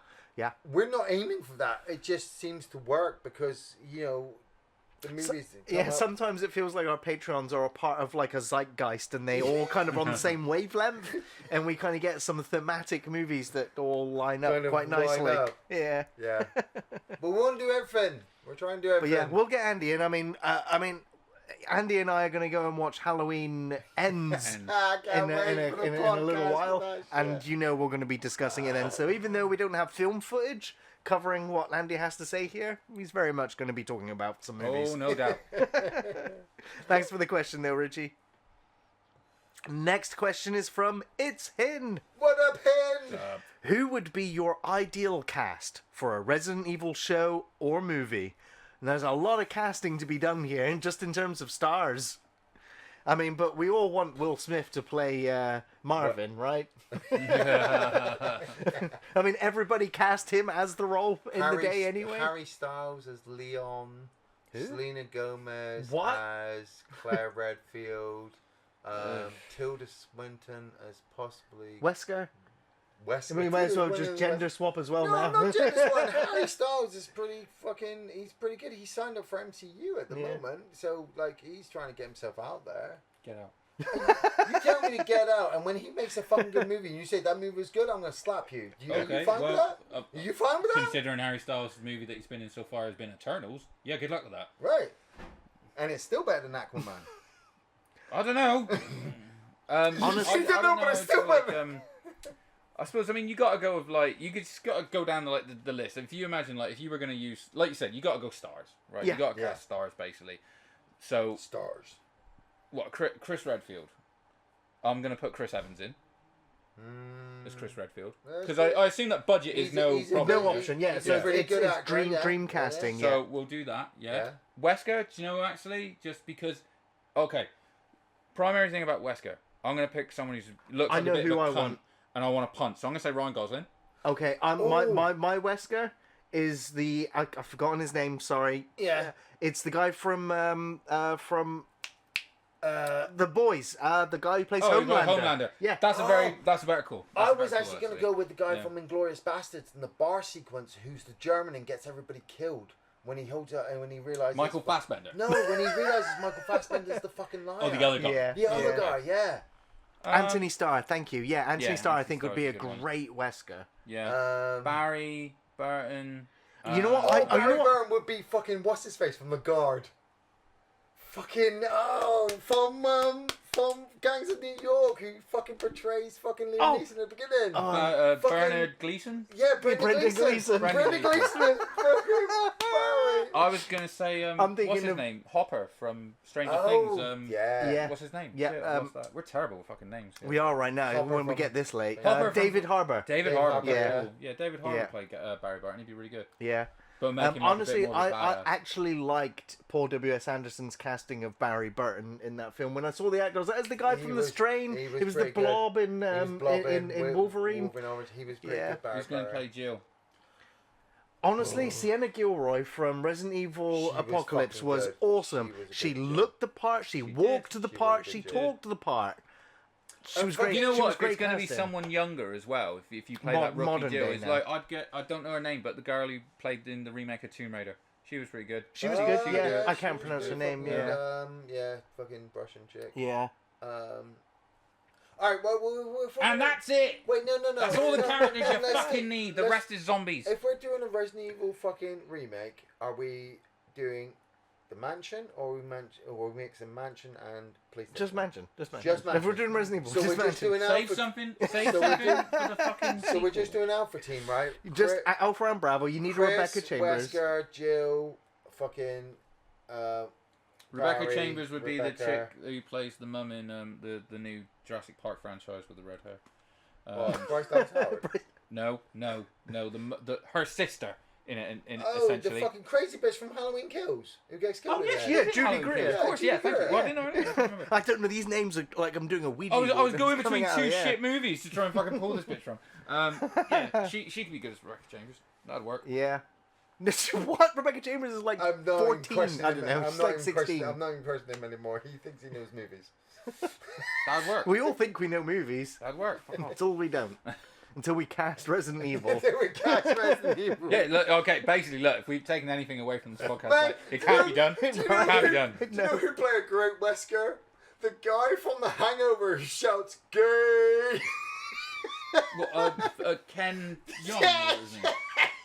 Him as what? Like they're all fucking opening the lab, and he Walking comes out in like, with his "Stop, gay boys!" Yeah, he looks Like, at. yeah. You see Tyrant here? You looking at him? Gay. That's a good pull. The girl who plays Max in Stranger Things for Rebecca Chambers would be quite Oh good. fuck yeah! Yeah, that'd work. Nice. Nice. I fucking. Thank you for the question, Hin. Good one. Yeah, thanks, man. Oh dear. Next question is from Mr. Will Guitar. What up, What's Mr. up? Will? Any thoughts on the Sandman? Oh my god. We really We're should. all a bunch we of should, tossers, We Mr. should have watched Will. this and not Resident Evil. Clearly. Clearly watched the wrong show this week. Any thoughts on the Sandman series? I read a couple of the graphic novels and liked them. Seen a bit of episode 1 and thought it was decent so far. So we're going to pick up all these questions and we're going to move them to next month. Yes. And we're going to answer. I'm still not gonna watch. Right now, it's Yeah, well, you're looking wiki, awesome, man, Mr. surely. Will. I need to watch some more. I really do. Yeah, it's good. Yep. Do you know I'm going to go the other way? I didn't like it. There you go. Off the tossing reviews. Oh dear. Next question is from Rio Quinn. What up, real quick? Stop. Just finished the TV show The Rehearsal. Glad I didn't say It's Sandman. mind-blowing. Is there a show that you can think of that took you days to comprehend what you had just seen? Resident Evil. Yeah, Resident Evil, like... Yeah, Resident Evil. What was were they one. thinking? Okay, I comprehend if it made sense. No, most TV series I fucking get. If I'm not getting it, I will stop watching it. And if I don't get it before I've watched the first episode, I won't even fucking watch it. Well, honestly, I mean, calling a show today mind-blowing is kind of exciting. Because there's not many TV shows that are mind-blowing anymore, or at least exciting. Well, not until you get to the Severance, that end. we talked about Yeah. a couple of months back on Apple TV, is a really good concept show. Like I said, the whole concept of, going into work and then the very next second you're walking out of work and time's passed because your brain shut off and you've actually done the job but you don't remember it. Great idea, so it gives you stuff to think about afterwards. But there hasn't really been any other shows I can think of that have been that mind-blowing. I'm sorry. I'm so fucking childish. The last time I was fucking mind blown by a fucking proper TV series was when Austin fucking nailed Vic McMahon, and I was like, I need to know what happens next. Jeez. All right, like So it's been 20 Who over 20 killed years. Vince in. McMahon? no, but I'm honest. Like when you get, and I know I'm talking about wrestling again. If you want to switch off, shut the fuck up and get the fuck out of here. But when you take a live TV show, and you make the audience that are live question what they have just seen, that's some of the greatest TV show ever. If you take a TV show that has been out for 2 weeks, and then you watch it, and you're still contemplating it after, and they're off making season 2. It's good. Don't get me wrong, it's good, but that's why I don't jump onto TV series so quickly nowadays, because the reactions of your episodes can come so quickly, week after week after week. One moment they hate it, the next moment they do love it because they watched it again. The week after they're still contemplating because they're wondering how it interjects into season 2 and season 3 and expands, stuff like that. And I'll use Euphoria as an example. I've not watched Euphoria. It was what, 4 seasons? 2 seasons. Two seasons. Sorry, 2 seasons of this great TV show that everybody watched. And they thought it was awesome. They said it was amazing. They said Zendaya was one of the greatest actresses of it, but they've forgotten about it. They have because they have just moved on for the next big thing. No, that's you know coming. what? The fact that Euphoria, the fact that, because we're talking about Resident Evil today, Yeah. Euphoria is an 11 out of 10 show. Yeah. When you compare female or teen girl school drama period of their lives, Totally get compared to Resident Evil, where the writers have no clue who these characters are that they're writing for. Totally and get it's that. a completely different But level. they are not expanding on the So Euphoria. I'm constantly They're not thinking of expanding on Euphoria when I'm watching other shows, and I'm like, the writing here is inferior compared to this show. I totally get that, but they won't expand on it any further. And what do you mean? Well, like when season 3 of Euphoria coming out Next year?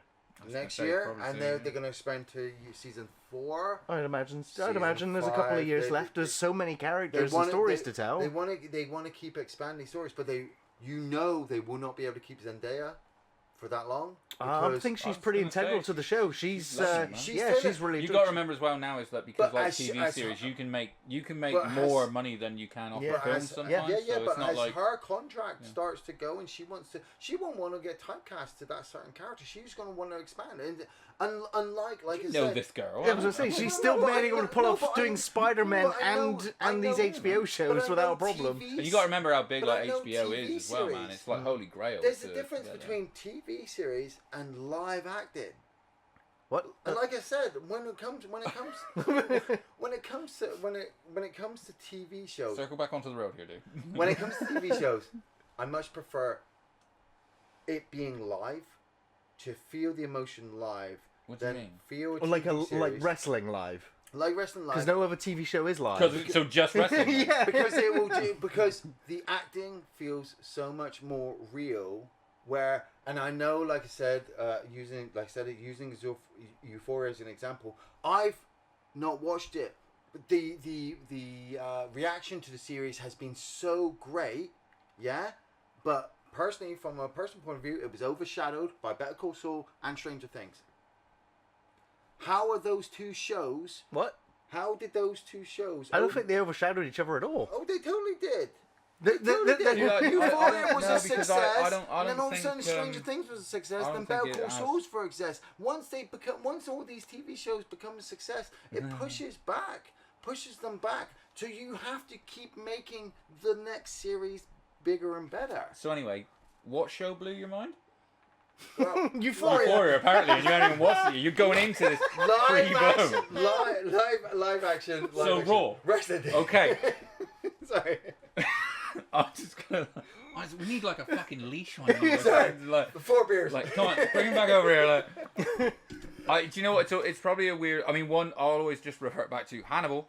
Like fucking Yes. blew my mind when I first watched Yeah. it. Right, yeah. A more recent one for me, mind blowing is but one that certainly had to rethink and kind of rewatch is The Watch, which was based on the Terry Pratchett books around the guard. The Watch. Not and the that. Ben Stiller movie.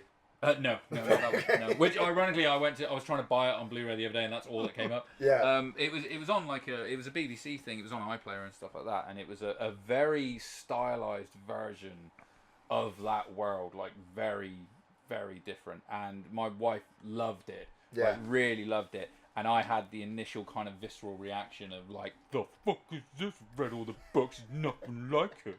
So, but then like, you know, I kind of watched it, begrudgingly watched it with her, and then the more I got into it, the more I kind of enjoyed the character. So I had to find myself going back to re-watch it, to comprehend it, to sort of like, I actually ended up like being able to like, okay, let's pick up all the stuff that I wanted, let's put it over here because I know I'm not getting it, and let's just watch it for what it is. And I kind of enjoyed it now, you know. It's so like Resident Evil. Together. Well, no, because I haven't done that yet, but and I don't think I could, you know. Now, of all the shows I've watched this year, probably For All Mankind has been the most mind blowing in terms of like the story escalations. It's one of the only shows this year that when an episode's finished, I'm quickly grabbing my phone to text someone and go, "Oh my god, can you believe what episode? Wait a minute, before I spoil something, what episode are you up to?" Yeah, it's there's not been many other seasons that's done that. There's a series on Netflix called Catching Killers, which that one's definitely sort of stuck with me because it's a different sort of like crime every episode, but it's a slightly different approach where the focus is certainly on the people that there's real life crimes and real life people that call these fuckers. And this was ranging from serial killers to cannibals, and you're doing these intimate interviews with the people who caught them, who ultimately like led the investigations, but they're very much talking about how it affected their home lives and everything like that. And you're kind of like, you come through it going like, Zodiac fucking dude, shit. you're like, that dude's got PTSD. Yeah. Like from this, so that kind of stuck with me. There were a few. It's 2 seasons of like multiple episodes where it's kind of like, there's a few that are hit and miss. Do you know what I mean? But that's definitely one that'll stick with you. That's on Netflix. One that's on Netflix at the moment. I've still started watching, and I gotta praise it. I wanted to bring up in the news, and as we're talking about TV series, I'm gonna do it now. Tekken Bloodline. Okay. It's an animated, Popped up animated yesterday. series on Netflix, which is basically following the story of Jin Kazama, Tekken 3, you know, going and training from Heihachi and then facing Oga. And cool. if we ever wanted a fucking adaptation of Tekken 3 on screen, this is it. Horang versus Jin Kazama in a fight was fucking badass. He's awesome. Yeah. Cool. Nice. Well, our last question of the podcast is from Nella Bow. What up, It's better not Nella? be about Sandman. I'm just I saying. just finished Better Call Saul. What should I watch next? Raw! You should get your motherfucking ass on wrestling and fucking join the cool kids. If not, get the fuck out. Okay, so that's the end of the podcast. Thank you very much. Well, clearly, We'd like to apologise to Sam and Gail for the representation of their product. chat is talking about Mindhunters on Netflix right now. Yeah. 2 seasons. Stellar. David Fincher, quality show. Yeah. If you like true crime, history, and the development of profiling serial killers, The guy who it's plays the Edward Kemper is from Umbrella Academy. The big dude, and he's fucking amazing in Mindhunters. No, where he was in nobody Alien kicks my beer off 3, me. Fight Fuck you. Club. He was in a bunch of stuff, yeah. But yeah, other than Sandman right now, which is probably the most interesting. Yeah, clearly, you have to fresh- watch it. for the next Clearly, podcast, yeah, please. yeah. Obviously, I would say Breaking Bad, but I know you've already seen that too. Has he seen The Walking Dead? I mean, if you what would you recommend to somebody who's just finished Breaking Bad and Better Call Saul? For you'd Personally, recommend. like, I know Nella personally, and I know that Nella is very particular about things that he will watch, and that's the same for everybody. Same for me, same for Andy, same for Gary, same for everybody who's listening to this podcast. But at the same time, if I'm really just gonna fucking throw it out there, everything out there that is a TV series that lasts longer than 2 seasons is good. Regardless if you... Firefly got cancelled in 1 season. That's good. Alright, there are some exceptions that some seasons... fucking Reaper was only 2 seasons, and that was good. Was it too... Everything is out there. Do not be afraid. Yeah. If you're looking at something and go, I'm not going to like that, and you haven't even watched it, don't be a pussy. Watch it. You will enjoy it. fucking Sandman. You I've not watched fucking Sandman yet, and I know it's gonna be good. I've not watched Mr. Robot yet, and I know it's gonna be good. I haven't watched Breaking Bad. I know it's gonna be good. I haven't gone past season 3 of fucking Sons of Anarchy. I know it's gonna be good. I haven't gone past season 8 of fucking Walking Dead. I know it's gonna be fucking You've made good. it past season 3 of Sons of Anarchy. You should probably finish it because you've already been through the Irish section and you've done your time. Man, that prison scene when they're on the prison bus was where I ended it. I was like, that's good. If you never watched Sopranos all the way through, watch Sopranos all the way through. That's where I was going. Sopranos is a good, is a good recommendation. So many If from Better Call Saul onwards, so many good TV shows out there, but you have to watch them all. You have to watch them all to be able to say, I watched that wasn't so good. Dude, seriously, you make that face. Prisoner Cell Block H. Yeah, no, but pretty sometimes the amount of times I good. go to you, Ian, you need to watch the TV going, I'm not watching that. Why? Because everybody's watching it. Yeah, and how many you times just- do I turn to you and go, dude, did you see what happened on wrestling recently? And you go, I don't watch that, it was fucking shit. I fucking went through fucking 8 seasons of fucking Hawaii 5-0 and you made fucking jokes at me. That was a fucking good series. I still do. Still Yes. funny. Yeah. Watch Ozark or Oz. Yes, The Wire. Fucking, there's so much. Oh, fucking Chuck. Chuck was a great fucking TV series back in the day. Watch every fucking... Wiki it first, of yeah, course. Wiki everything. Oh, wow. I got On nothing. that note, I think we'll bring this podcast to a close. NYTD Blue and ER, baby. Ian, make sure you drink plenty of water this evening. I'll Yeah. try to. He's gonna get tuck and rolled out of the I car. don't and know get what eaten like, oh. Oh, thank you so much, everybody, for tuning in for podcast number 47. We'll be back next month for the next podcast. Of course, we'll be catching up with film news. You can find us on Facebook, on Twitter, on Patreon, and on YouTube, and, of course, on Twitch. Thank you for tuning in for this podcast. We'll be back next month, Having watched Sandman, having watched Sandman. and no one will ask us about it. Thank you, everyone, for tuning in. We'll see you next time. Take it easy, guys. Take it easy, guys.